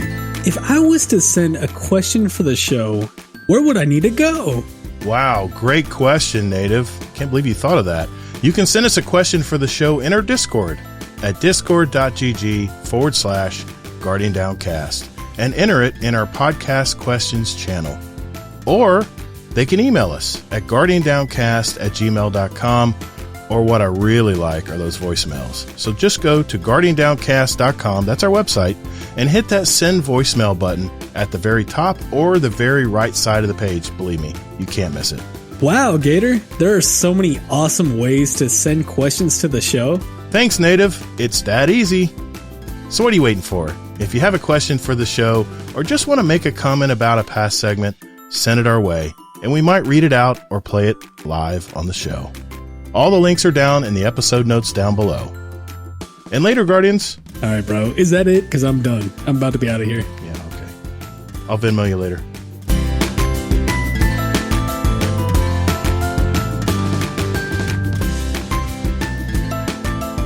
All right, boys and girls, this is the final portion of our show where we get questions from you guys. And we have a question from our moderator in our Discord community. That's Allocate. She goes, what is your all-time favorite musical artist? If you were trapped on a deserted island and had the entire discography, only one musical artist, though, who would it be? I've already got my answer because I pretty much listen to everything they got. You guys have an answer? I answered mine last week, actually, when we were doing the... Yeah, but it was one artist, though. It wasn't this question that she poses. You're trapped on a desert island. It's my all-time. It's still the answer. Oh, the ska band. My all-time favorite. Yeah, Real Big Fish. Real Big Fish. Oh, Real Big Fish. Good band. Yep. Good band. Yep. All right. So you can't pick that too, Zombie. No, just kidding, but they are good. Oh, no. I don't know enough of their songs, but I would probably go with Metallica because they have such a large collection. Yeah. You can pick and choose which album for like what moods and stuff. Yeah. They have a very extensive library, so it's probably who I would go with. What about you, Amazing Taco King? You got a band in mind? Artist? I honestly don't have an all-time favorite band. Okay. I have several that come to mind and like I would want to listen to them, but I don't listen to them consistently enough like that it would be my permanent one. But if I had to like choose, probably a tie between Bullet for My Valentine and then probably like a classical album of like Beethoven or something. Okay. Interesting. It would probably be Elbow for me. Mr. Hayoka knows what I'm talking about. We went and saw him in concert in England when I was over there, and they're just as good live as they are on all their recorded stuff. And I have all their albums. And actually, I have a whole playlist. In fact, my wife and I were just chilling at the house. We'll just play all the albums like randomly, just select a song from any of the albums. We all know them. But I tell you what, man, music really moves. It's just so powerful how music can be. I watched Rush is back on tour, and they were at the Madison Square Gardens for night 2, and I was watching the video of it. The introduction is so dramatic. I mean, there's a lot of video, pre-roll and stuff, and they have a new female drummer that took the place of Neil Peart. And sorry, the name eludes me right now. She's brand new, but she really did a great job. And I swear to God, when they were playing, I think it was Snow Dog. The very first, they opened up with Snow Dog. No, it was Xanadu. And that would be probably a close second would be Rush. But I mean, a little tear came out of my eye. It's amazing that these guys are still making music today. And it's just fantastic, man. I just love music. It's just, you're not living, man, if you're not into music. It's just a whole part of life you're missing out on. But yeah, good question, Allocate. Thanks for your question. Hey, Guardian, our show runs on Duncan. I mean, it's supported by our community. And by that, I mean our Patreon community. We're nearly 100 strong now. And if you want to join an awesome group of people and get the benefits like a private channel with myself and Kingsley Mac and all of our other Patreon members out there, not to mention special badges in our Discord community, years of behind the scenes, special audio and video episodes just for our patrons, and it's really simple. Just go to GuardianDownCast.com and hit that Patreon button to find out more. You can also join us for free, so what do you got to lose? If you've received any value from the show today, keep those corporate sponsors out of our podcast by simply joining our awesome community at patreon.com/support Guardian Downcast. Later, Guardians. Hey, Future Gatr here. I do appreciate you guys tuning into my therapy session tonight. Yeah, I have a problem. I love playing one game, it seems, and Destiny has ruined me. I'm telling you, I don't understand. Oh, I understand. I mean, when all you play is Destiny for 12 years, and I mean, you got to admit, a lot of people didn't play just one game, but it really is the only game I played all those 12 years. I mean, there's a few exceptions, but very, very few. And now that I have this option to not worry about missing out, there's no FOMO anymore in Destiny, it's really overwhelming how many games out there are to play. And I'm trying to figure out what kind of games I like to play. I mean, we talked about it on the show, but I definitely like shooters. But there are definitely games like Elden Ring definitely has my attention. I love boss fights. When I used to play in the arcades, it was all about, like when I played Zuvius, it was all about that boss fight. Once you killed all the little scrub ships and then you had that big boss ship come out, it was shooting all kinds of fireballs at you. That's the kind of stuff that brings me back, you know? And yeah, as I mentioned, I went to an arcade. A long time since I've been to an arcade. And man, the memories playing Galaga just came right back. It was amazing. And Space Invaders, I got to tell you, Space Invaders, even though it was my first exposure to video games at that Pizza Hut long ago, I've never been able to master Space Invaders. And I tried to play it at that arcade and I forgot how hard that game is. It is unforgiving. And the bombs that they shoot down on you, the aliens shoot down on you, they're so fast and you don't get much variability in that joystick, you know, moving back and forth. And I'm just amazed at people that got through and got high scores on that. They must have just put a lot of reps in. That's all I can figure. That's kind of why I say that in my saying, because at the end of every show, because it is really about repetition. That's how we as humans learn how to get better at things. Anyway, on another point, I don't do this very often, but I decided to peek into my podcast stats. And I just wanted to share a few things about you guys. And the first stat was how you guys are listening to us. And what I found is 41% of you are listening on Chrome, which tells me that a lot of you might be going to our website to listen to our episode. That's GuardianDownCast.com. And second, at 20%, half was on Spotify. And then 18%, pretty close to Spotify, was Apple Podcast. And then, of course, the podcast apps like Overcast. Some people were using the Firefox app. Podcast Addict is always a big one. Safari, if you're using a phone, obviously, your iPhone. And most of you are listening on mobile apps, 49%. Desktop browsers was almost equal at 45%. A lot of unknown. I think that's where people are clicking out of our Discord links to our show or something. Mobile browsers and desktop apps. I mean, that's how most people are listening to us. And surprisingly, iOS is our biggest platform at 33.8%. Mac iOS is 21.5%. So half of our listeners are listening on an Apple product or platform. And then, of course, 21% on Windows, 16% on Android, and Linux and Chrome OS and all that goes from there. But the biggest thing that surprised me, and this has changed since we've been podcasting for, over 7 years now, is United States obviously is a bulk of it's 53.9% of our downloads are, where people are listening. But it really surprised me who was in second and third place now. It used to be the UK. They're only 6.5% of our listener base now. You guys are slipping. I don't know what's going on. But the UK, we're not getting as much listens as we used to. Singapore, ironically, 18% of our listener base is from Singapore. 10% in third place is from Japan.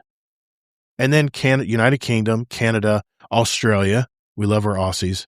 China and Germany were rounded out our top 10, top 8. I was very surprised at those stats. I don't look at stats a whole lot. I'm not one of those guys that just obsesses over download numbers and all that stuff, but I was very surprised at who around the world is listening to us. And Singapore and Japan, thank you. Thank you for listening to our podcast. I don't know if you're hearing English or you're hearing a translation from English to your language. I'm not sure, but thank you. Thank you for listening to us. We appreciate that. We really do. Anyway, I just thought I'd share that with you tonight. But we stated our opinions on Steam user reviews. Do you look at Steam reviews? Also, because we don't buy on day one as much as we used to, and a lot of developers have been disappointed that they don't get those huge numbers on day one. People are smarter now. They're looking at reviews or looking what other people are saying. Like I use a comparison with how I see movies, how I'll look at the audience scores, and then more importantly, the audience comments about a movie, especially if it's one I don't really know what it's about or I don't know what I'm getting into. It's really nice to look at those comments. So what do you guys do? Do you guys really look at that Steam score? Do you look at the comments? Do you look at the most recent comments? Do you look at how many hours the person has played before, when they give their user review? Because that's supposedly very easily accessible. It's very common to see that publicly, how much they actually played the game they're reviewing. And then we also talked about when you're playing looter shooters, what do you value as loot? And are developers just lazy, just throwing a bunch of guns or a bunch of loot at you versus giving you some challenge to get that loot? And is it loot that makes you more powerful that you worry about?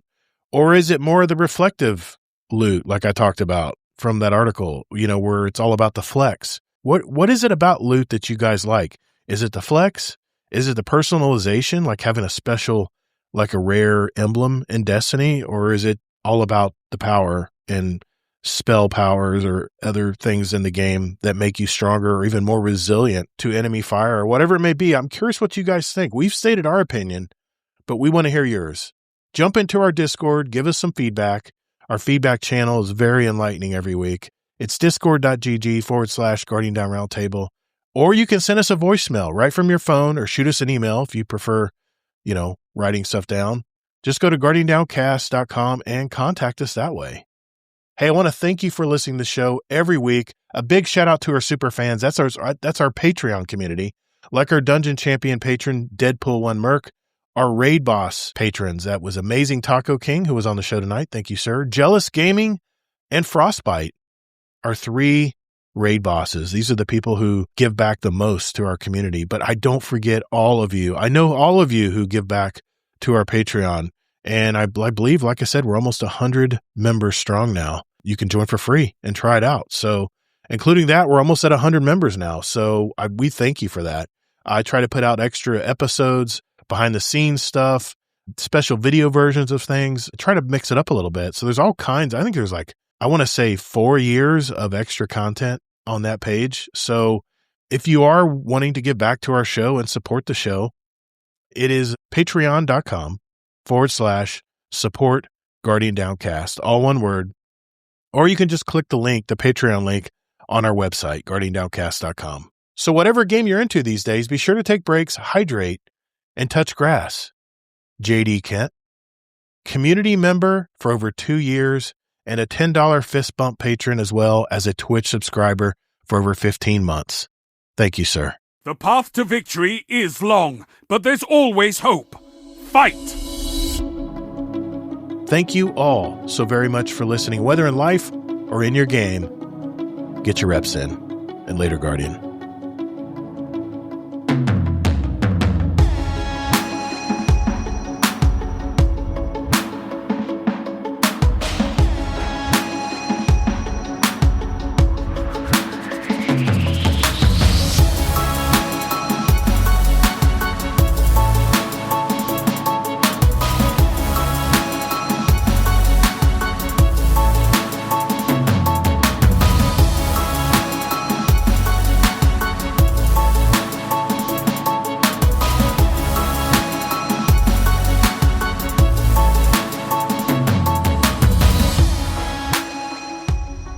Overtime. Let's do this. That's it for tonight, guys. That's all we have for tonight. I know we went a little long again, but I just want to thank everybody for showing up tonight in the chat.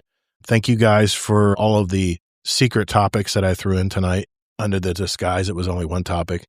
And man, I tell you what, Amazing Taco King, your depth of entertainment, movies, and gaming is amazing, dude. You blow me away. I got to be honest. You blow me away with all this knowledge you have of all these movies and stuff.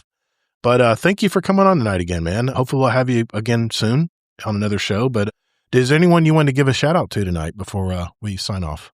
I mean, my regular crew, Zipping, his brother, shout out to them. They're always down to play Destiny when we want to, just run a dungeon for fun because we don't have enough for a raid. So dungeons it is for us. Oh, man. But, and I mean, and there's the community in general, because, I mean, without a lot of the people here, we wouldn't have this, great show that you guys put on for us. Man. And then, it's always fun to come on and give you guys hell sometimes. But, for the most part, I'm just happy to be a part of the community. And even though I don't interact with everybody like I would if I saw people in real life, but I'm mostly just I'm a social lurker. So I got you. Cool. It's every once in a while we have good topics in some of the other channels in the Discord and the feedback channel is always fun to see what other people think of the show. Shout out to my fire team. Shout out to the Guardian Roundtable crew as a whole. Thanks, man. Appreciate you. Really do. Z0mbiePops, good to have you back again, man. Yeah. Busy as hell, I'm sure, because of the summer. I'm sure the rains aren't helping things either. But anybody you want to give a shout out to tonight? I always like to shout out the Wednesday night raid team that I typically raid with. Those guys are keeping Destiny going. And obviously the Saturday night raid team as well. It's like you said, it's a highlight of the week. Just, I mean, even we did the Sparrow racing and stuff the other night. It's good stuff. Good fun. That's what that was allocated. That's what keeps that's what keeps the games alive though, Yeah. Just good times with good people. And Kilvin, shout out to Kilvin. We missed him on this last Wednesday night. Yeah. Shout out by the way. Back. He'll be on the show next week. Yep. He is our new guest. Yeah. Yeah. So if he doesn't shout me out, then there's gonna be a problem. yeah. might be making him feel. West Side Story does not. Him and his thick Titan. But other than that, no, everybody in the GDC or GDR. Yeah, GDR now. It's good. Yeah. Good people. Yeah, man, I agree. Keep the community going, Heck yeah, man. Thanks, Z0mbiePops. Appreciate it. Mr. Kingsley Mack, any shout outs before we go tonight, man? Yeah, don't let Destiny ruin you. No. Number one. PSA. Yeah, this time I do want to also focus it on the community. I was thinking this even kind of before some things Zombie was saying and stuff, but in the Discord, continue to just talk about random things. A lot of times people, and there's nothing wrong with this too, but a lot of times people will be like, good morning, all this stuff, but it's just kind of like small talk, right? But I challenge people, and I'll try to do this myself too, just talk about something random that'll get a discussion going. Ask a question, anything like that. A lot of people will love to write stuff back. So just a fun little challenge to keep the community active. Yeah. I always shout out everyone in the chat, in the live chat, because I realize it's not easy to show up for a show live. And I value everyone that comes in, even just to say hi and take off, because they can't stick for the whole thing. But I'm actually going to shout out Allocate tonight. She's been a really good friend. She takes all my shit on Saturday nights and she doesn't say anything. And I even dissed her, I guess, on the raid race. Apparently, I don't know how, but apparently I dissed her on the raid race when I was with Mr. Fudd, And it's all love. I don't mean to, I mean, I'll give you with Gen X, and she understands this. With Gen X, we razz our friends. That's kind of our way of saying, hey, you're cool. We kind of make fun of our friends or razz them a little bit. Is what we say. That's just kind of the way people do things. And anyway, I want to give a shout out. We only do that. No one else does, huh? No one else does. Just me. Yep. You got to understand. But no, I mean, shout out to Allocate. She took over and has really been taking over the clan side of things in the Discord. And we're going to be making some changes in the Discord soon. We're kind of rebranding a little bit. It's in the works right now. We're talking with our moderators. We're trying to see what everybody wants in our Discord community, and we're going to start shaping things soon. Little by little, I've been taking channels away because we're just not getting used. But just keep an eye out. We're definitely changing with the times, so keep that in mind. But yeah, shout out to our community, man. They kick ass. So listen, whether in life or in your game, get your reps in. Later, Guardians. And then get to God mode like me. Oh. And then don't push your childhood trauma off as Destiny ruining you for video games. The end.